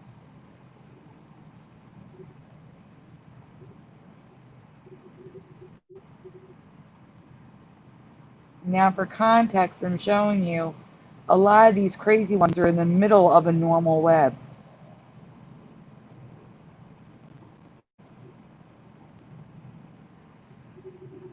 Hey, Curiouser, thanks for having me.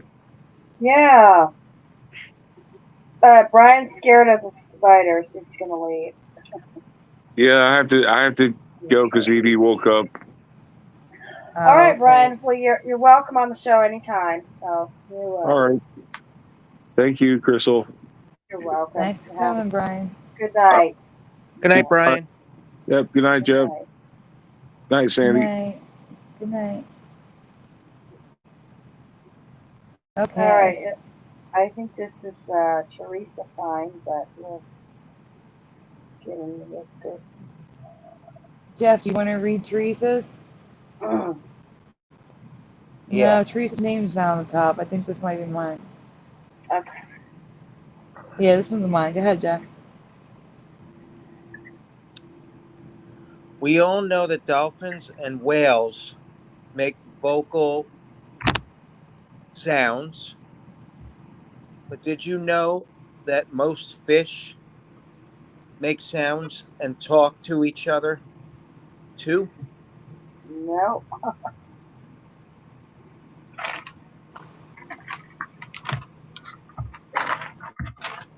It was previously believed that only aquatic mammals like the whale made sounds, but now it's known that most fish, even those in aquariums, can make sounds or talk. Okay. 2 seconds. All right.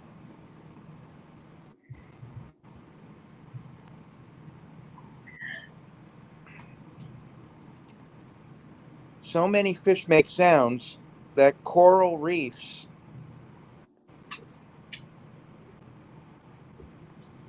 I can't see that word. Are described to sound like forests. Like forests full of chirping birds. Very busy and very loud. There you go. Here are a few examples. Sorry, I'm just going to have to get the audio on.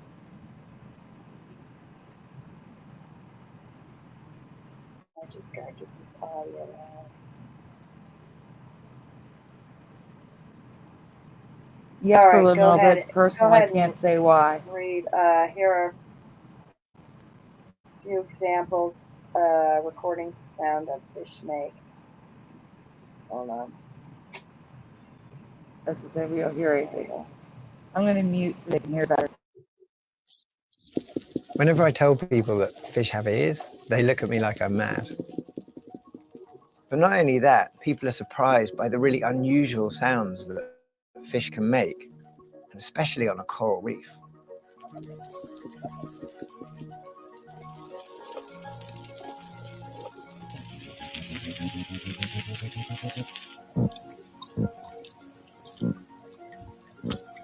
When we're listening to a reef, we hear the snapping shrimp crackling away. And then as we add in chirping, perhaps, of some fish that are trying to impress a female on a nesting site. And then we've got the clownfish that are using sounds to communicate within a colony and particularly to warn each other of a predator. These are fish and invertebrates that are making sound for a range of different reasons. They're sometimes trying to find prey, and they might be hunting together, so they're actually talking to each other while they do this. They might be trying to detect predators. Obviously, they want to avoid any predators. But they're also then using sound to establish a territory, to impress each other. So it's a bit like listening to a full orchestra, and it produces this wonderful cacophony of biological sound. And it's recent advances in technology that are allowing us to better understand. Wow. Here are a few. So what this does is it gives the viewer a stereo feel of being underwater, or even a surround sound feel of being underwater. But as biologists, what we can then do is to look at where individual sounds are coming from. And the way we do this is to look at the time of arrival of a sound. Sound travels very fast underwater. And with this array of hydrophones, we can look at whether one sound is just a millisecond behind in one of the recordings. And then when we add the video, it then allows us to work out which fish is making which sound. Although it was really innovated for filmmaking, we found that it's now helping us to unlock a whole new dimension of underwater sound with our science. We're only just beginning to understand these natural soundscapes with our hydrophone technology, but sadly, we're also... So what this does...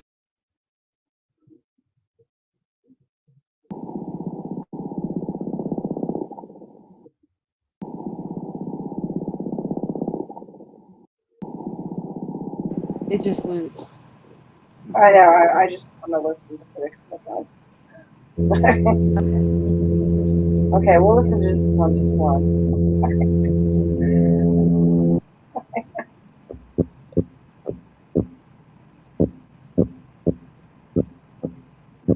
Wow. That's amazing. Great find. Oh my god, I had no idea. I should have liked making noises. You think they were just quiet? Yeah.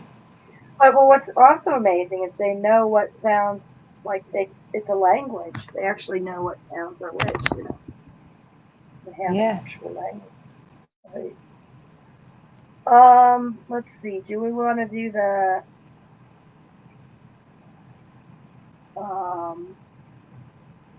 where am I? I'm like way down here still. We should start climbing to the top, okay? Because it's getting late. Okay.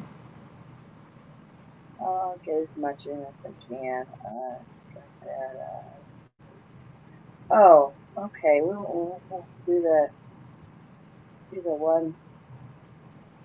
The one I'm the one who started the Pippi Longstocking.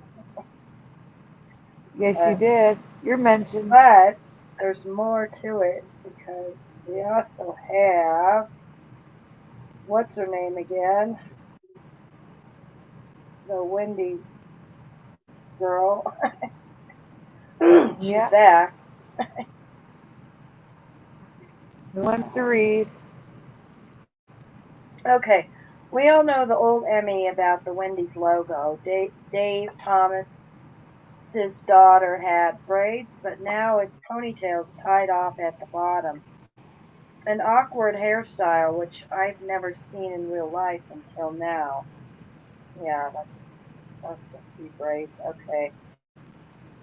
Have you ever seen the picture of his daughter that the logo was based on?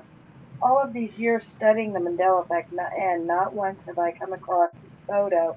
And yes, she has the awkward hairdo. Yeah, no little girl was wearing hair like that without braids. No.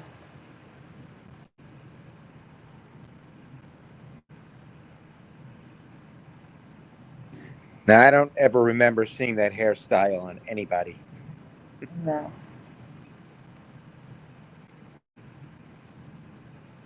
Feel free to chime in, chat. And her hair's not even that red. No, it's like a strawberry blonde. Yeah. Which is also an issue with the next part of this presentation. She also looks kind of creepy to me. Yeah, she grew out of it. That's probably her awkward early teens. And we lost Curious. I was wondering why we were zoomed in like that. Oh, her computer probably overheated or the battery died. Oh, no. Oh, gosh. I hate this because we can't show you guys anything. Anybody want to talk about anything in chat? This is the time. Hey, Sandy. This is the time. Yes, Jeff. So I looked up Star Wars on the Muppet Show because they did an episode. Luke is wearing an all beige outfit. Okay. Listen, we have a problem. We're stuck here. She just texted me. Hold on for a minute.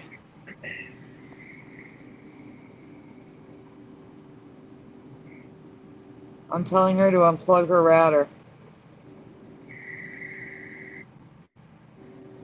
Uh-oh. Yeah, she says her internet went out again. Oh, no.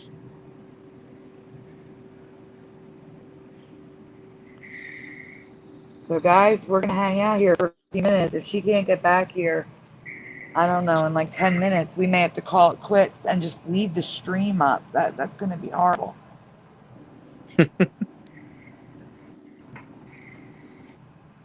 Yes, that is Tinhead. Tinhead was saying that some spiders have arachnophobia. They're afraid of other spiders. That is completely new for me. Me too. That's But weird. then it's no weirder than people being afraid of people. Agoraphobia. Oh, yeah. That's true. Social anxiety. But it's weird that spiders are exhibiting that, yes. 100%. Yeah, I never heard of that with spiders. They don't like social situations with other spiders. Crazy. Probably because they don't trust them. Yeah. Going back to earlier in the chat, Brian said that he was not the one who brought it up in court. He was asked about it in court. Asked about what? The Mandela Effect. And that's why he had to talk about the Mandela Effect on the stand. But that's all I can say. I'm only saying what Brian said. I can't. It's private, you know? I can't. Yeah. If he doesn't say it, I can't say it. That's awkward. I would hate that. Yes. But he said he proved his point. There was nothing anybody could say about it. Really? Mm-hmm. That's kind of cool, actually. Yes, it is. I'm trying to think if there's anything I wanted to talk about that I haven't put together yet. Harry Monster. Which one's Harry Monster? Is he the one that Harry. looks like cross? Is that the one that looks Harry. like a cross between Elmo and Oscar the Grouch? Kind of. Yeah. Okay. Yeah, he did. He does have eyebrows. Yes. Yeah.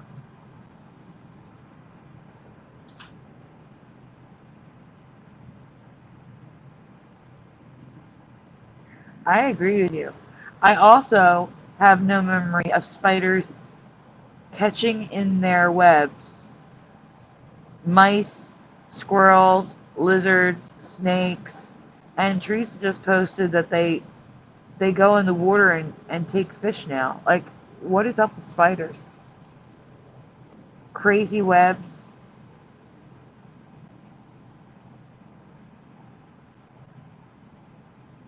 Yes, it would. I agree. That'd be so hard to explain in a courtroom for them. I would hate to have to do that. I would be so embarrassed. Like, even if I knew I could prove my point, I would still be embarrassed. Same. Because most people, they just don't get it.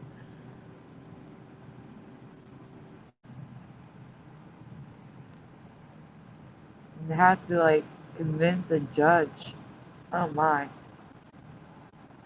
Yeah. That would be I got another text message.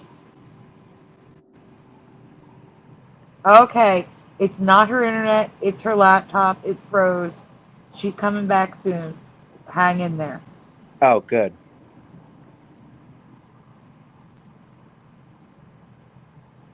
Can you hear the clicks as I do this?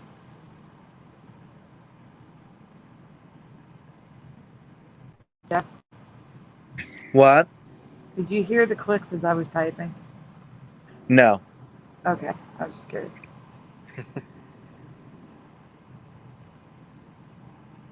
That's possible, Mandela. Teresa's very adamant that it was Cookie Monster who had eyebrows for her. See, for me, it is possible that she confused it because I just don't see how Cookie Monster could have eyebrows because of the way his eyes are on top of his head like that. It just wouldn't make sense to me. Mm-hmm. They would have to have a whole whole separate mechanism and somehow hide it to move the eyebrows. Yeah, and that would be hard to do. As good as they were at making those Muppets, that would be hard to do. They would have to have like slits in the top of the eyeballs. Yeah, it just wasn't like that for me. Not that I'm saying it wasn't like that for her. I believe her, but I just find it very hard to, envision how they would have done that. Okay.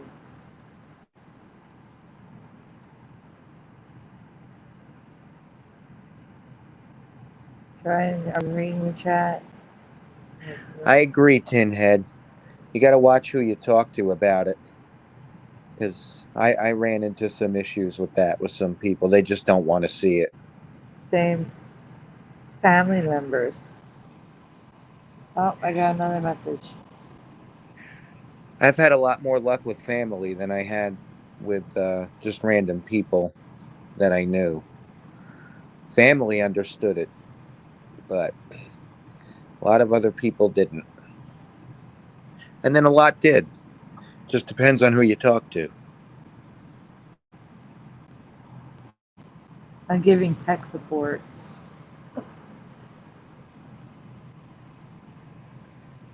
Oh, man.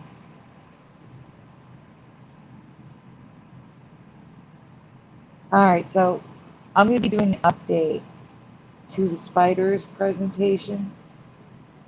I'm going to ask you guys a question, okay?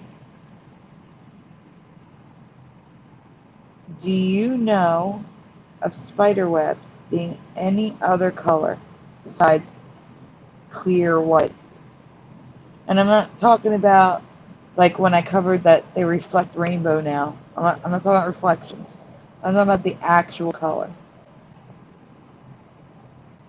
Jeff? Yeah. I asked a question. What'd you ask? I'm sorry. It's all right. I'm asking the chat and you. Do you remember spider webs being any other color but clear white? Like No. not reflecting a color, actually being another color. No. Hold on, I am checking my messages again. Oh, she gave me a thumbs up. Hang tight, she says. Cool. All right, she says hang tight. She's coming. So Virgo says no. Mandanimal's joking, I'm sure. Flesh, mauve, and rainbow. They are rainbow. They reflect rainbow. It's a reflection, though. It's not the actual color. Virgo says just clear.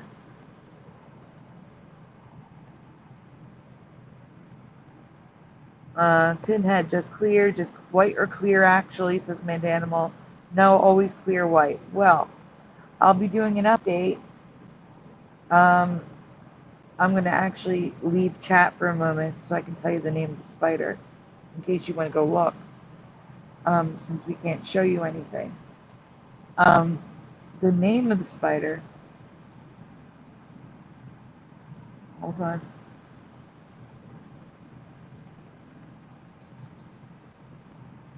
Here we go. The name of the spider is the golden silk spider, and he's called the golden silk spider because his spider web is golden. It's yellow. That's crazy. Spider web. So if you want to look up the golden silk spider's web, and then I also have different shaped webs besides the one you've seen, including spirals and ovals, like oval spiral. It's weird. It's weird. I'm doing an update. That's all we need to know. But I'm glad no one remembers yellow spider webs because that's totally new for me. And they just made, they spent 2 years collecting millions of these spiders to create this silk shawl, I think it was, or like a tablecloth runner. I don't know what it is. But it looks gold. Not like shiny gold, but like gold cloth. And I've never seen that before in my life. Yeah, they finally figured out that spinning gold thing.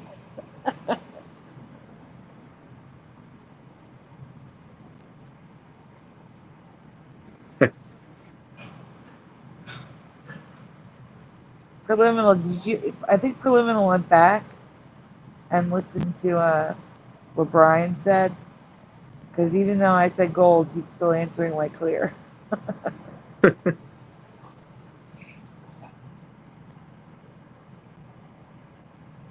Oh, let's see. Let me see if there's anything else I can ask. A little preview of next week.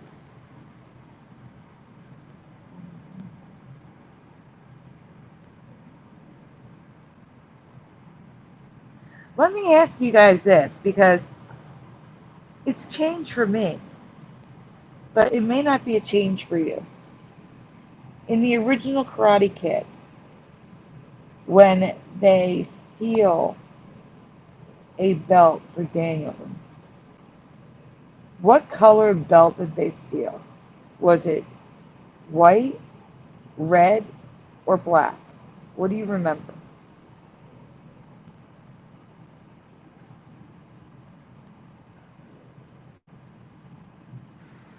Can't help you on that one. How to remember.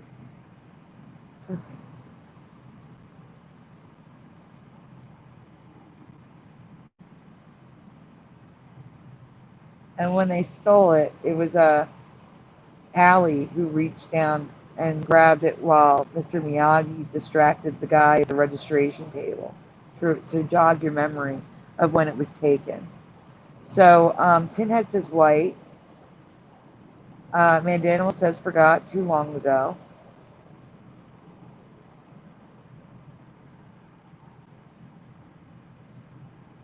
Anyone else?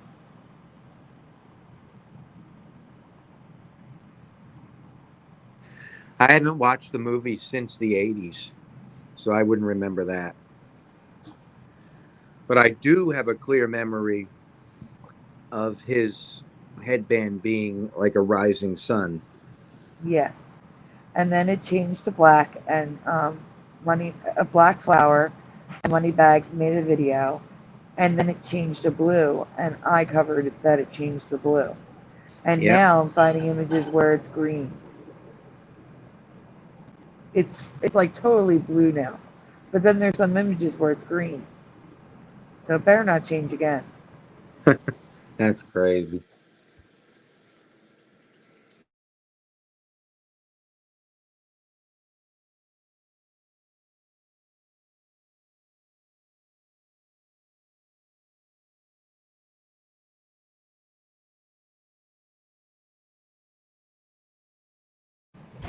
Sorry, Joey came in the room.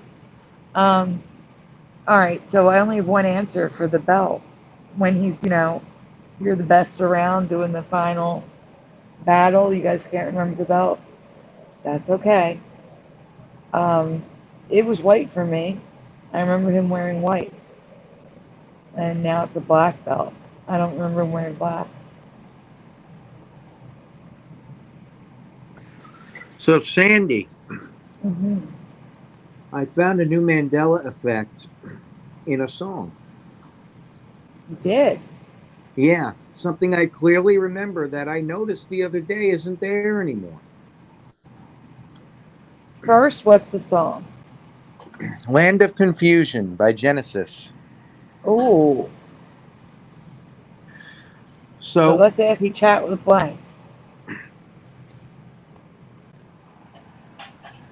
Go ahead.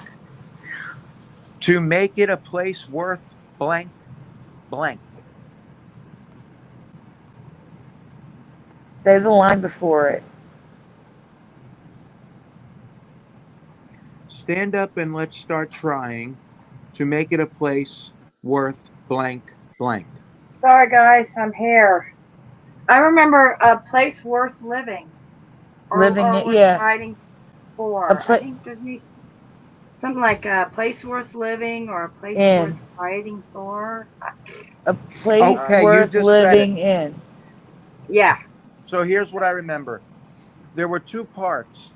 One he said living in, the other he said fighting for. later on. Exactly. There was two. I was thinking. I could say that. Yes.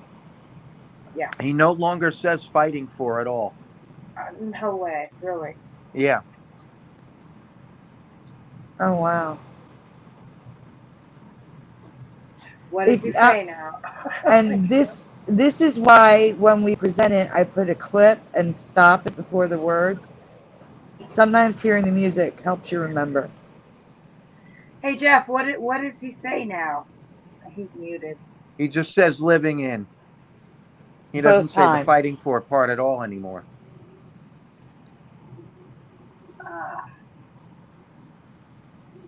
But that was the first one I knew. The first part I ever remembered was fighting for. Yeah, and I said that, didn't I? That's what I remember too. And I no longer hear it in the song.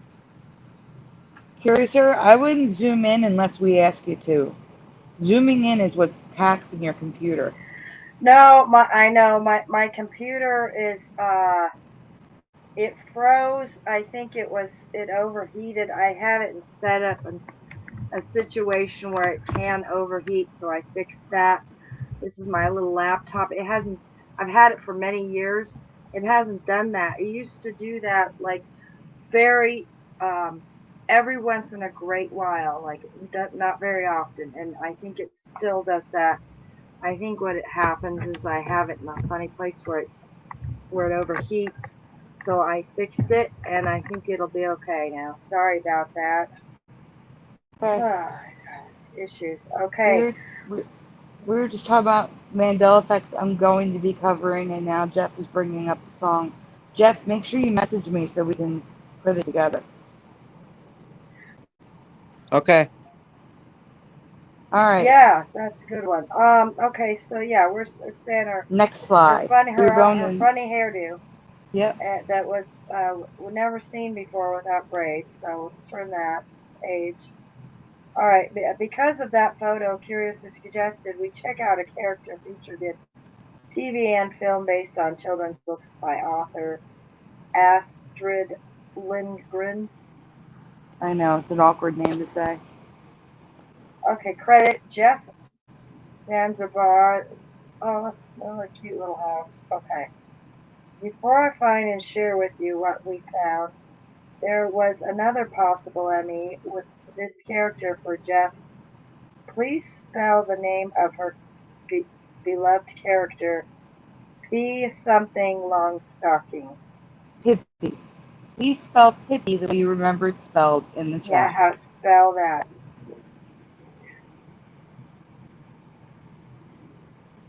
So Tin Head remembers Pippi with a Y.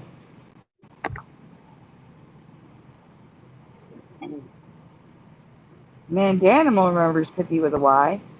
JT74 remembers Pippi with an I.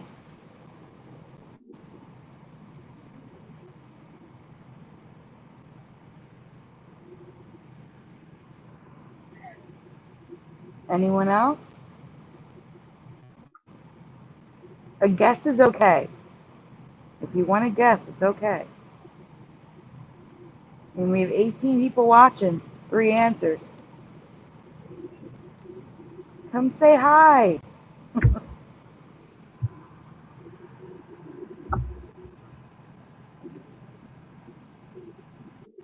I think we're only getting 3 answers, Curiouser. You can go on. Okay.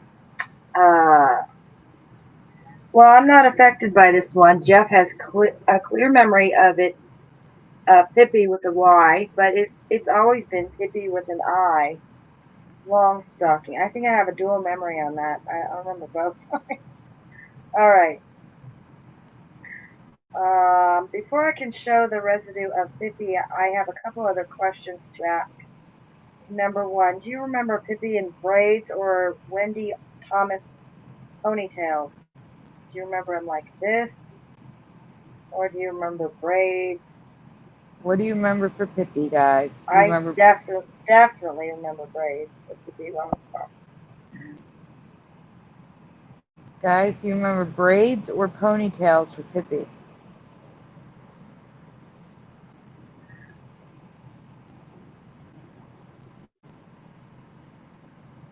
Braids for JT74, braids for Mandanimal.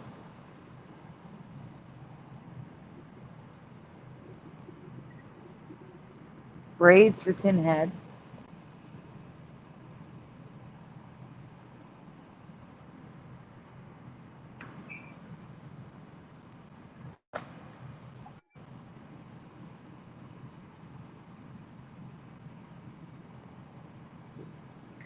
Sandy.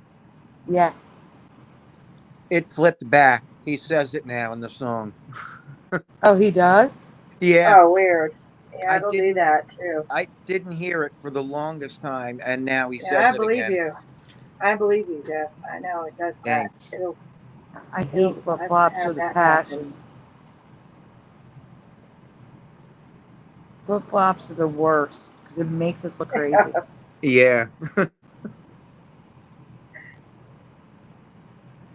All right, 3 answers again. We can move on. All right. Okay, so Next question. Question 2. Do you remember the braids or ponytails hanging normally, pointing straight out, or curving upwards? 1, 2, or 3, guys. How do you remember the braids being on her head?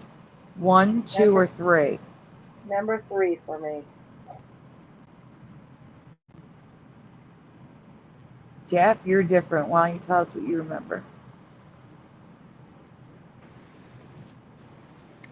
Number 1. Number 1 for Jeff. Number 1 for Mandanimal. Number 3 for Curiouser. Number 3 for me. Dual of 1 and 3, says Tin Head.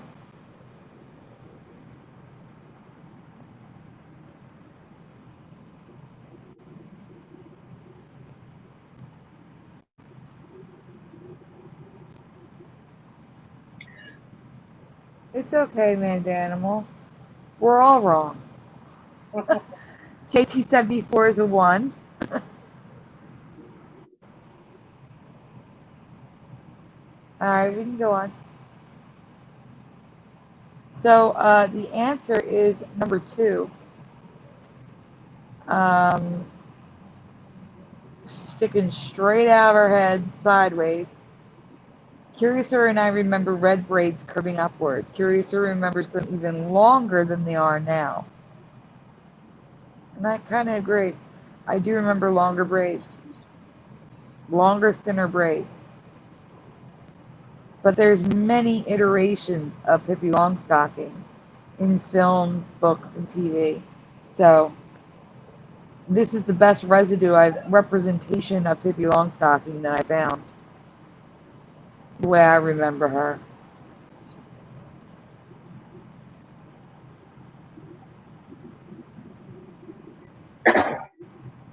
But this is her now.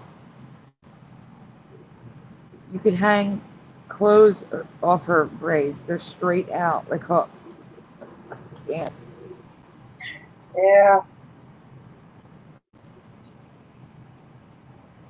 But in the movie I watched as a kid, and for the most part in other media and collectibles, Pippi's hair sticks straight out of her head.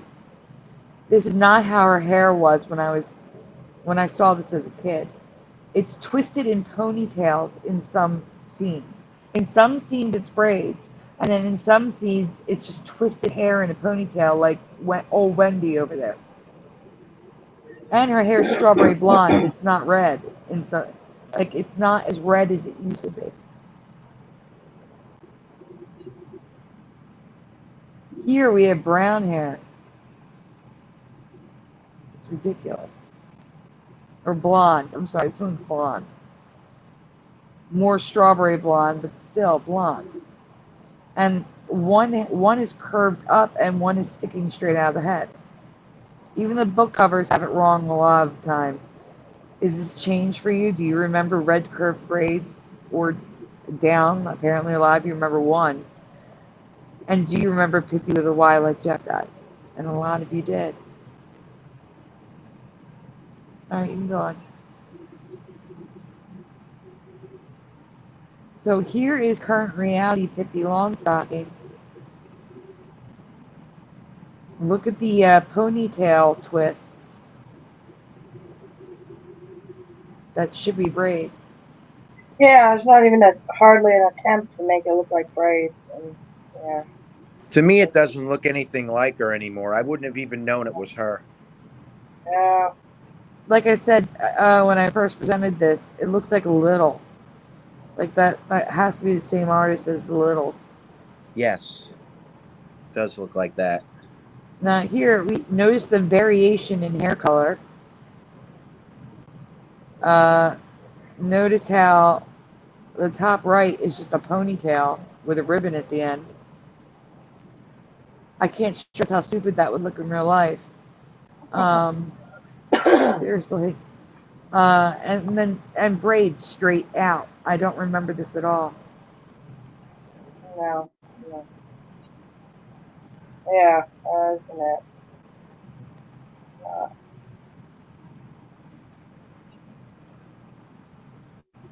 There are some pictures with the red and white stripes. Pippi Longstocking is, like I said, I guess artistic. What's the word? Not leisure. Artistic. What's the word I'm looking for? Where, different directors and producers. Yeah. They can make a change, but artistic license. This is more like what I remember, like this, like just going as up as possible, like just going up in the air like that, and long. Yeah. Okay, But here's not some blonde. residue. No, except for the blonde. And here's some residue of how Jeff remembers, I guess. Yes, the braids down. But just notice down. The middle right. The middle right image, the braids are down, but the book has them curved up. Yeah, wow. Yeah. Yeah, they were always down for me. Any other way just looks wrong. Yeah, you see how long that is? Yeah, I remember it like that. Just crazy long. But yeah, these are all curved up.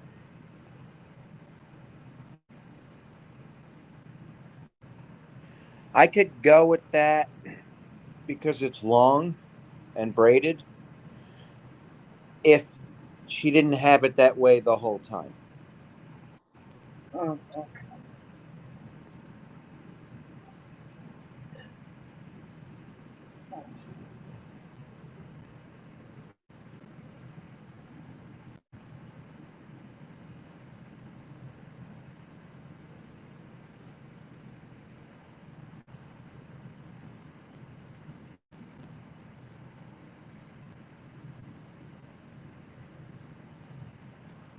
So here's residue of Pippi with a Y.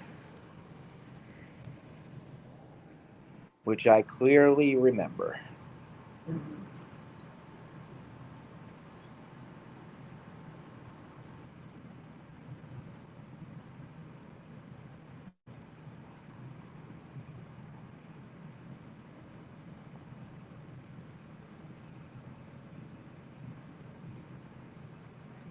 There's so much residue.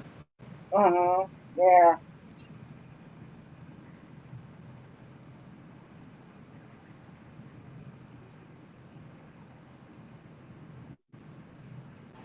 They're wrong about the Jen Psaki though. She's more like Raggedy Ann.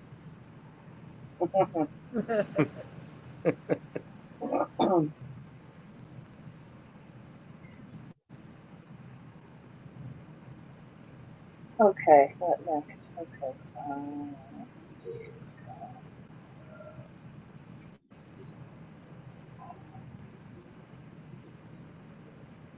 Which one we doing next?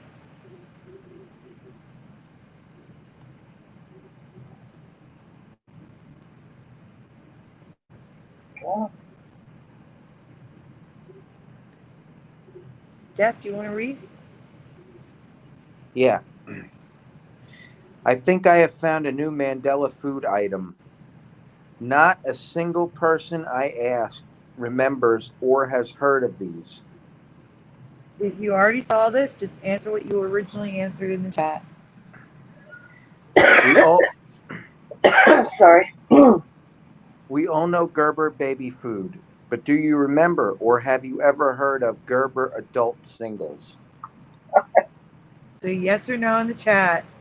Have you ever seen or heard of Gerber adult singles? That's a hell no for me. Right.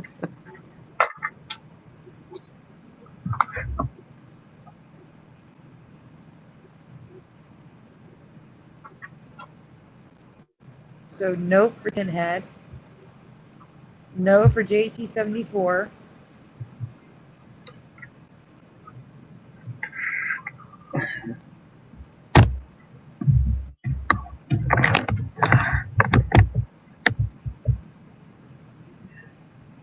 So did the adult singles have the baby on the jar still? I'd have to look. Yeah. think so. I know, do it not should be an think they did. adult. Because that's even more ridiculous if they did. Yeah, they just take that right off of there. You know. Should I change the slide? Oh yeah. Okay. Okay, they didn't. They were only around for 1 year, 1974, but they were still very well known for being disgusting. Wow. It's true. Well, no wonder they're only around for a year then. But no, I've never heard of it. God, weird. All right, new for grown-ups. Singles by Gerber.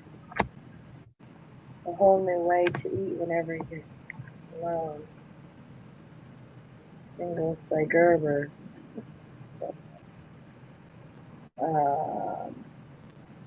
Okay, go ahead and read. They were targeted to single adults, college kids, anyone who couldn't cook as an alternative to soup, TV dinners and Dinty Moore dinners. And what's that word? I guess. Basically, I'm saying all of those options are better than this. And yeah, they thought it was a good idea to give this as an option. Okay. Let's see.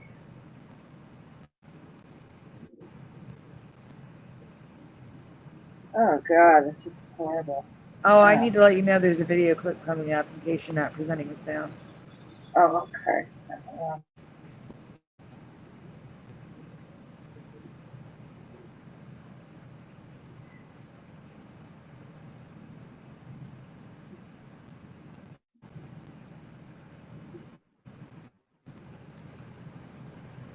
Now for something we should all be eternally grateful is a relic consigned to the past. Because Gerber singles are one of the most horrifying things to ever come out of the 1970s. And for those of you who have successfully blocked them from your mind, let me remind you. Someone, some foolish, awful, repugnant person at Gerber decided that what college kids, young people on their own, and I assume single dads needed was single-serving grown-up food made like baby food, all mashed up in jars. Let that sink in like the mush in the jars, coming in such delightful flavors as Mediterranean vegetable, vague, blueberry delight, suspicious, and beef burgundy, dry heave. And now for something we should all be eternally... Yeah, that's crazy. Yuck. I'll say that. Only positive thing I see for this product would be for the sick, disabled, or elderly who can't properly chew food. But they weren't the democratic they targeted in advertising. Yeah, really. Oh my God, just get fed intravenously instead. Okay, babies no longer. Okay, go ahead. Jeff, you can go. Almost over.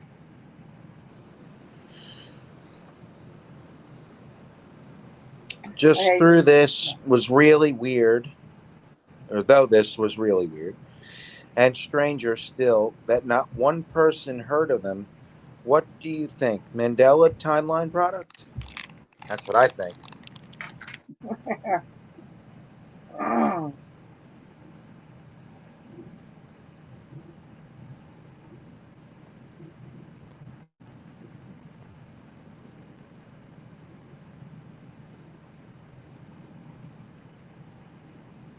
All right, now that we're on the subject, Jeff has one folder as well.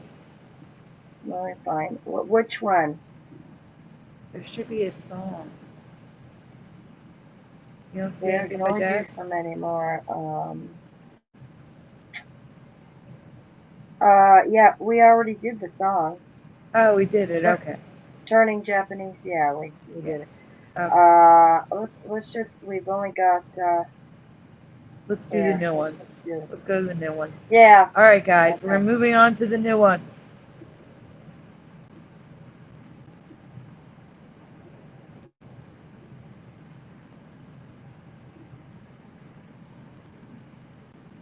Thank you for hanging in through all the tech hiccups. We really appreciate it. and the recap so we could fix last week's video. We really appreciate you hanging in all this time.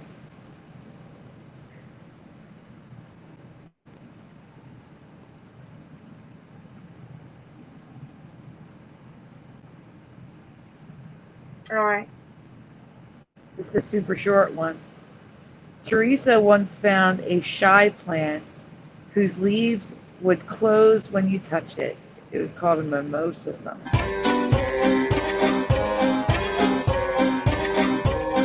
I should read first. Introducing the dancing plant, a plant that will move its leaves and sway when spoken or sung to and when it hears music.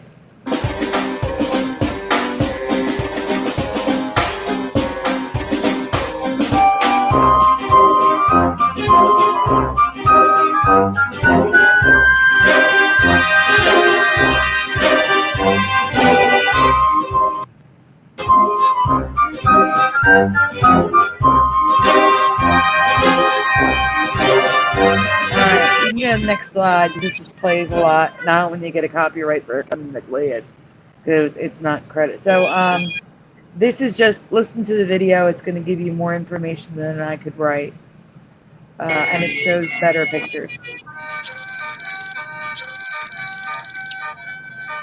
The Desmodium gyrans is commonly known as the dancing plant, in the strict sense of the word.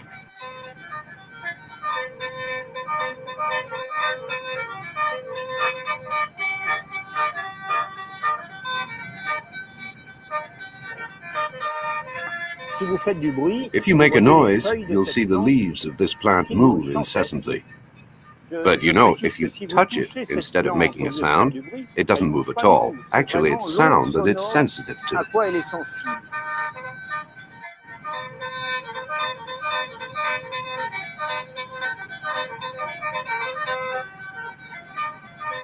They like people to sing a song to them. They like to hear the nicely speech from the people, not from the artificial sound, like from electronic sound. They like to play with human.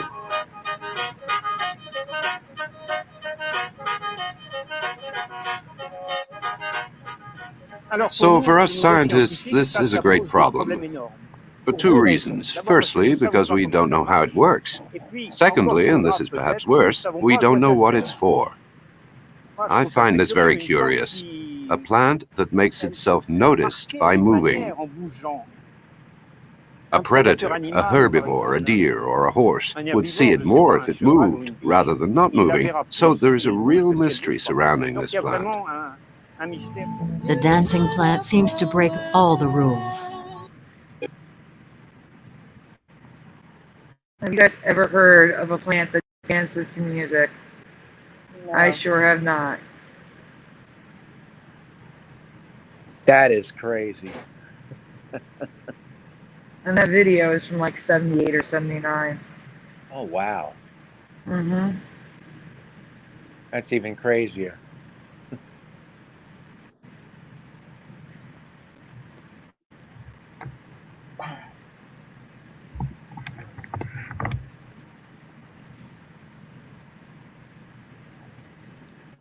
Okay.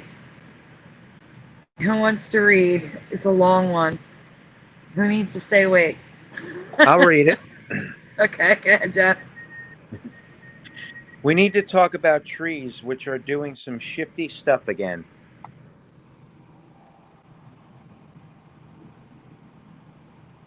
For starters, trees now sleep. They physically relax by slumping as much as to 10 centimeters every night. As 10 centimeters every night. They relax their branches and slump 10 centimeters every night. If temperatures drastically drop very quickly, like the Texas polar vortex of 2021, trees can quite literally explode now.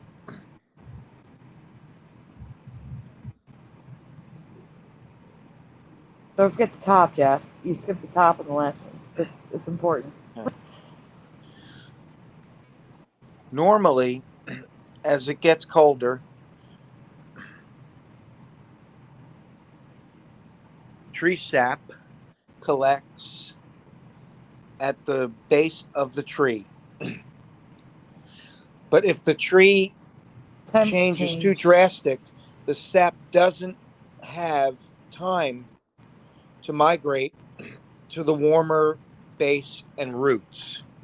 The moisture in the sap still further up in the trunk and or branches expands until it reaches a point where there's no more room to expand. Then boom, tree explodes.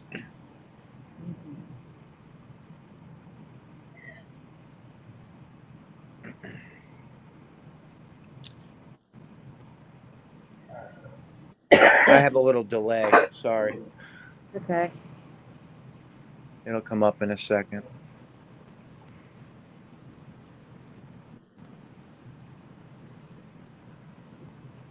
We're looking at a post by Rich Vasanik in Mandela Reality Residue Hunters, June 20th, 2018. Yeah, Jack. I searched the group before doing a presentation and nothing came up. But when Teresa searched, she found Rich Vasanik posted this in 2018. Never saw the post and never heard of this before. Have you? I didn't see the post because I was not in Teresa's group in June of 2018. I didn't join her group until November of 2018. Alright, it reads, exploding trees in this reality and not using dynamite to blow them up, but trees that actually just blow themselves up. People should get a bang out of this Mandela Effect. Yeah. LOL. Alright. Jeff, do you want me to read? Maybe you can't see this. I know it's kind of small. It's tiny. Okay, trees seen resting branches asleep for the first time. How can trees explode in cold weather? The idea of cold weather causing trees to explode may sound far-fetched, but it's a very real phenomenon, especially in places such as Texas, as temperatures fall well below zero. Tree sap begins to freeze, expanding within the trunks and branches, generating large explosions. However, if the temperature drops suddenly or if the severe cold affects somewhere which is normally much milder, sap explosions can occur. Wow. Maple trees are one of the most common types of trees known to explode in extreme cold. Oh. Kind of a bummer, huh? Beware of explosive trees. In my area, there's a lot of maple trees. I have never seen this happen. I've never heard of this happening. Yeah, there's maple trees here too. I've never heard of it. No. The temperature will really drop here. I don't know. It just makes you think that what are they doing? Why are they making sap during the end of the summer? You'd think it would stop, so they won't do that. I don't know. It just doesn't make too much sense. That sap wouldn't be there. Wow. That looks especially crazy, that fourth one.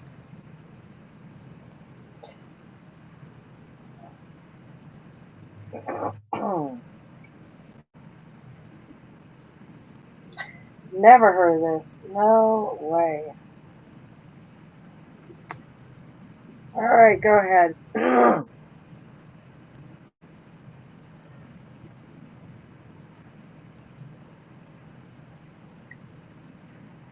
All right, I'll read. Death by explosion is unintentional, but the tree, but 2 trees I've recently come across die by blooming. Well, they are succulents that grow to look like huge palm trees, so close enough. I have a conspiracy that these 2 trees are actually the same tree, but one is native to Mexico while the other is native to Madagascar. Both are extremely rare, prehistoric, endangered. The Mexican version is called Fucria McDougall. I'm sorry, I don't know. It's okay. It's Fucria McDougall. Century plant, and the Madagascar version is called Tahini spectacularis, or Tahini suicidal palm tree.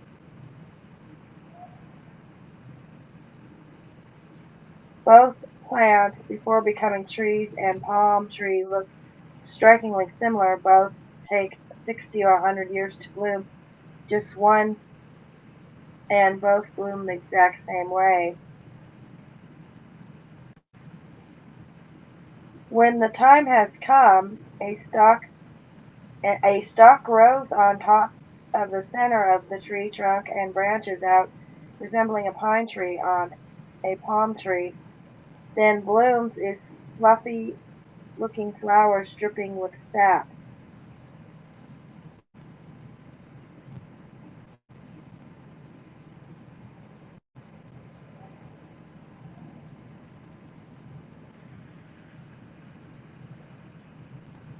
Did you read the bottom? Teresa? I just read that. Oh, okay. Sorry. This growth and blooming process expends all the tree's energy and nutrients, which kills the tree after the flower blooms, which contributes to their scarcity and endangerment of extinction.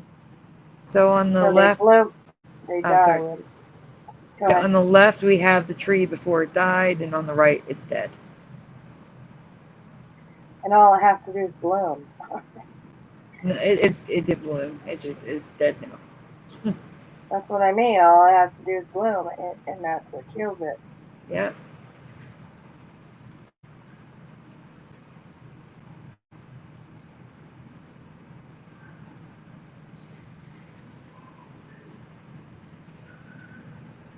It's so weird to see like a tree on top of a palm tree. Mm-hmm.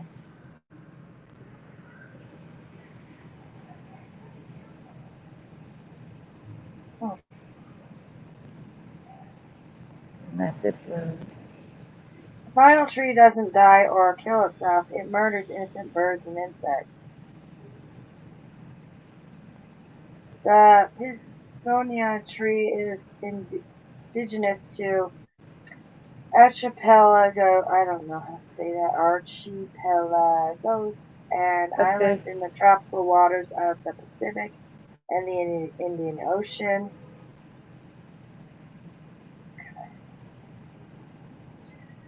The tree is inviting, using the scent of its fruit to lure birds and bugs to land on its branches. Then, before they can react, the tree releases a glue that kills insects and birds instantly. Most. Not all. Most. Mm-hmm. birds? The birds that survive only last hours or days without human intervention. The beaches around these trees are littered with thousands of carcasses thanks to this predatory tree. Oh my gosh. It's terrible. All they want to do is make a little mess up there. Now, all the images I showed of the hurt birds were helped by humans. So these did not die. Currently, there's no known reason why this tree purposely kills birds, but one theory seems to make the most sense. They're killed to fertilize these sandy soils so the tree can grow stronger. Have you ever heard of murdering tree before? No. I always thought trees were like bird and bug and squirrel friendly. I don't know. Except for this you would think, Except this for one murders. Right. Tree that kills birds. So there's the owl on the left, and there's his help on the right. It's tree and other natural things like these trees that reinforce my belief that this isn't our home. Have you ever seen anything like these before? No, it's like there's like another dimension coming into ours. That's what it seems Yeah, like. this is absolutely insane. God. Yeah. Just this other somehow merged with another dimension. I agree. Yeah. No. Yeah, Sandy, you mind if we save the goldfish one? Oh, that's really good. We'll do this last one. Is that the last one? Is the goldfish one the last one? No, there's this one. Oh. All right. Go ahead and read if you want. All right, I'm going to read this one. There has been a Mandela change and a logo change to the 1980s-90s series Unsolved Mysteries. At least for me, there has.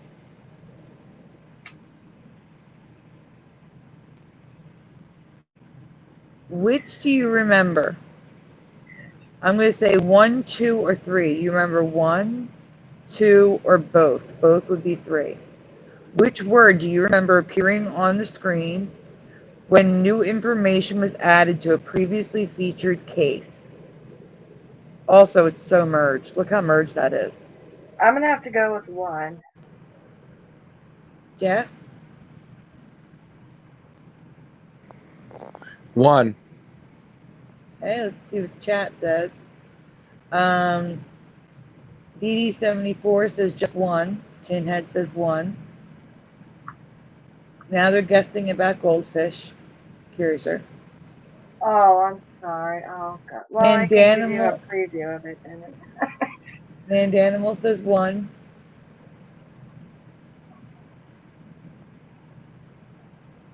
Anyone else? All right, we can move on. I know you want to rush, so we can move on. Well, no, not really. I mean, okay. Okay. It's both now. I just remember number 1 update, but it is both now. Yeah. It was never updates for me.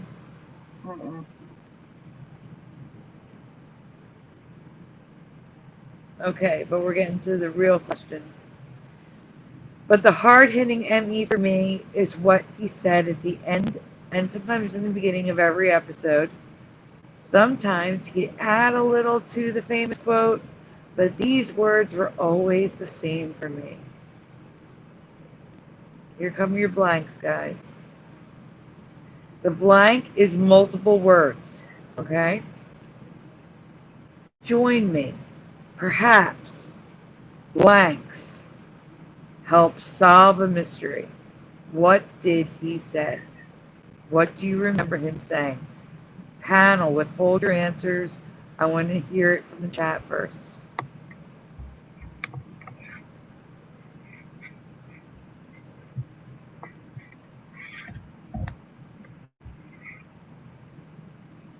And I will have a clip of him, what he says now, after we leave this slide. But we're going to stay here. Okay. Because we have no answers in the chat. Come on. Everybody's seen this show. I know, seriously. And we're only getting 3 answers. I think like people fell asleep waiting waiting for you to come back. Oh, sorry. No, it's not your fault. So Mandanimal says, join me. Perhaps you'll be the one to help solve a mystery. Oh, that sounds good too. Tina says, join me. Perhaps we can help solve a mystery. DD74 says, join me. Perhaps you can help solve a mystery.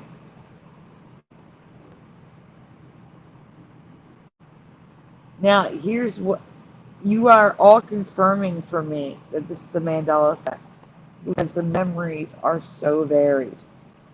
He said this every episode. Everyone should know this.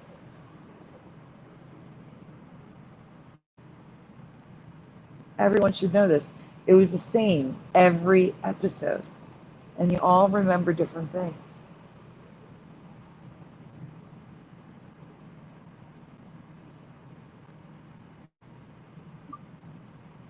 Anyone else?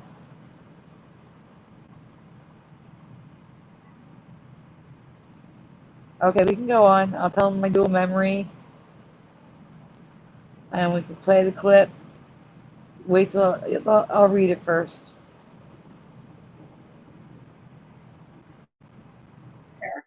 I have a dual memory of this quote, but he doesn't say either one of these anymore.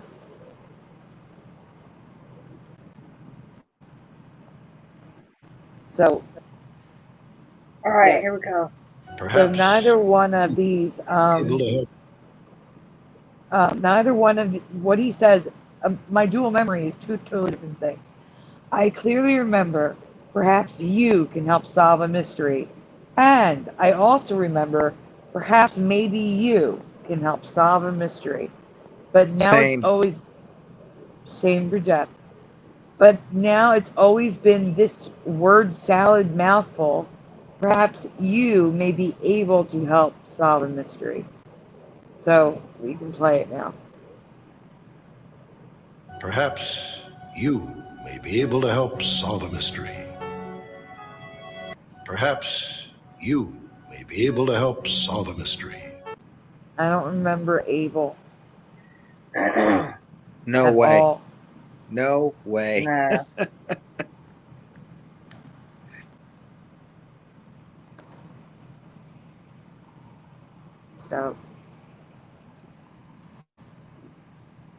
So here's the current reality. Mugs, stickers, screenshots with text.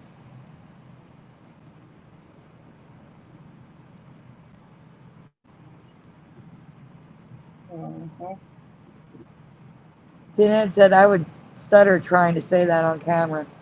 So this is residue of perhaps you, or perhaps maybe you can help solve a mystery. There's only a few of these.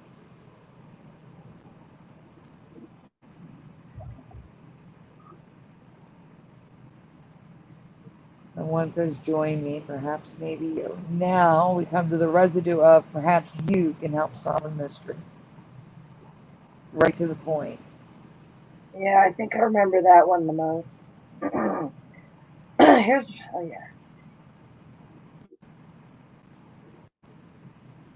this is talking about the new series on Netflix. And a lot of them say, I can clearly hear Robert Stack in my head.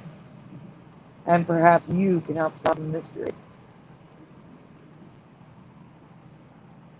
Or in the words of Robert Stack, perhaps you can help solve a mystery. And now it's perhaps you may be able to. No. That's wrong. Right. It is.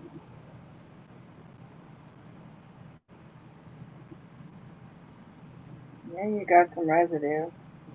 There's a ton of residue. I didn't even include it all. I mean, we have the official podcast with the quote that I remember.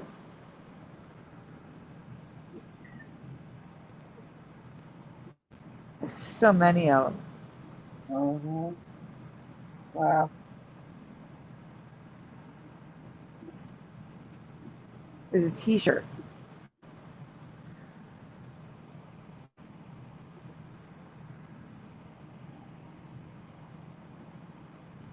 Yeah.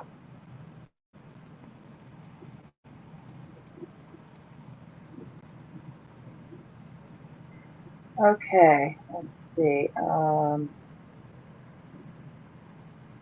It's just the last folder. The goldfish is the last new folder. Yeah, I know. It is. Let's just do it. All right. It's not. Okay. It's good. All right. All right. Who wants to read? I'll read it. Gotcha. Have you ever heard of the 1939 goldfish craze? No. Yes or no in the chat. No for all of us, I think. Right, Jeff? Yeah. Oh, okay. yeah. Anyone in the chat, have you ever heard of the 1939 goldfish craze?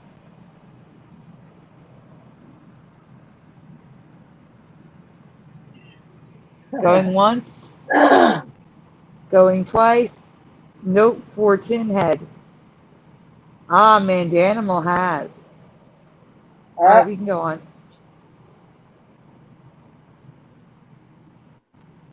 To be more specific, it was a craze where people decided it would blow their wigs. That was a 1930s slang term for it would be cool. Okay. So go on. To swallow live goldfish for fun. Yeah, great way to. Sorry. Great way to get parasites. Yeah, right? Oh. It was so popular that it made front page news next to news about World War II brewing in Poland. Jeez. At the bottom it says Hitler goldfish gulping Mark Mad error from 1940. Oh my God. Jeez. And it went on to become a sport with collegiate championships and even was turned into a dance doing the goldfish.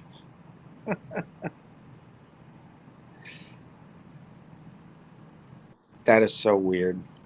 Yeah, that's weirdness for sure. Never heard of it. The bottom people are doing the goldfish in the paper. Poor things must be terrified. Yeah. Jeez. For a few seconds. Yeah.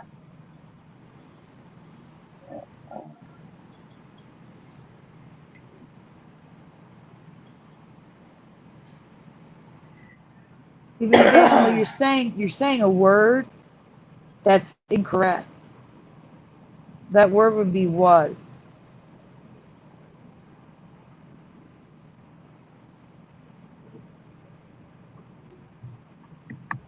Yeah, Jack. So maybe we just didn't hear about this craze. It was 1939 after all.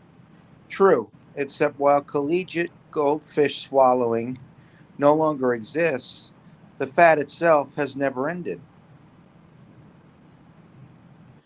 People today still swallow goldfish alive for fun. What? I've never heard of this practice or the 1939 craze. Have you? Yeah, so it never stopped. They still do this. And new to me, yuck. Yeah, right.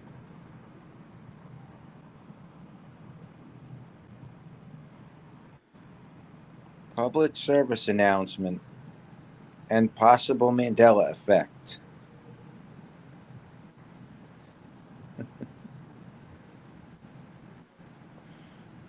Do not dump your goldfish in rivers and lakes, because in this reality, putting your goldfish in a bigger tank doesn't affect their size, but lakes and rivers sure do.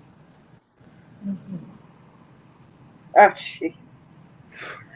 Goldfish are domesticated species that becomes an invasive species in the wild, depleting specific fish from native waters. But besides this, Look at that. Well, that's just a regular fish. Oh. That's small. Ah. They also grow huge. They just don't stop growing. No, That's a Mandela in my book. Oh, what? God, no. Oh, no. No way. Yeah, I would think that's a Photoshop, but there's tons of pictures, people.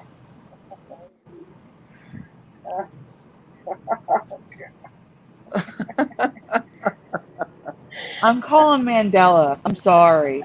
Absolutely. That's that other dimension right there. So please don't throw your goldfish into lakes, rivers, or ponds. Right. Oh, God. No freaking way. It looks like they really pig out too. They just feast on all the other fish. Yeah. Monster goldfish. They're all fat. Yeah, they're fat. Oh, God. Yeah. Look at them. This is insane. Sure is. And you were going to skip this tonight. No. That one's glowing, actually. Oh my God. Where are these from? Are these from China originally? I don't know. No, they're saying that people are dumping goldfish. No, that's what I mean. The original place of where they were brought from was probably way far away.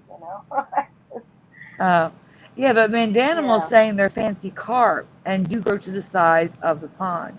Except the articles I was reading are saying these are goldfish. People are dumping goldfish, and they're getting huge from eating. They should not ever be dumped in. Yeah, I've heard that. Never. No. I like what But DD74 I never thought said. they were that big. Solution to food shortage. Yeah. Ew. Oh, God. Yeah, eating other dimensionary goldfish. I don't know. Otherworldly. Yeah. Oh, no. Oh, that's strange. Very strange stuff there. Mm-hmm. I don't know. That's the weirdest one of all right there. And that's saying something. He's Mandanimal says Japanese bred them. Okay, I believe it. Well, yeah, I knew we they used was to have far koi. away, and they came here, so we can't. They need to stay where they were bred. We used to have a pond in our backyard, like with a fountain, and we had koi in there, but the dogs kept falling in, and my parents have a lake in their backyard, and they did put them in the lake, and that probably was not a good move.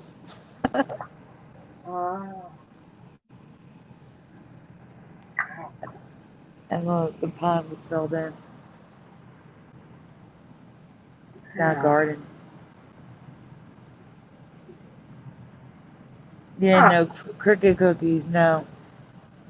Do not eat health food snacks without reading the ingredients. No cricket flour, no cricket There's crickets, and they're sneaking it in.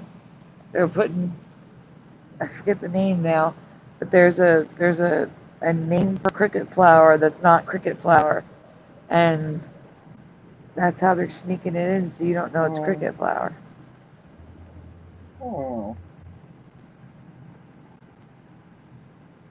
They want you eating plants and bugs. They don't want you eating meat. We're omnivores. They'll never get We're me supposed to to eat meat. They will never get me to eat them. They can kiss my you-know-what on that one.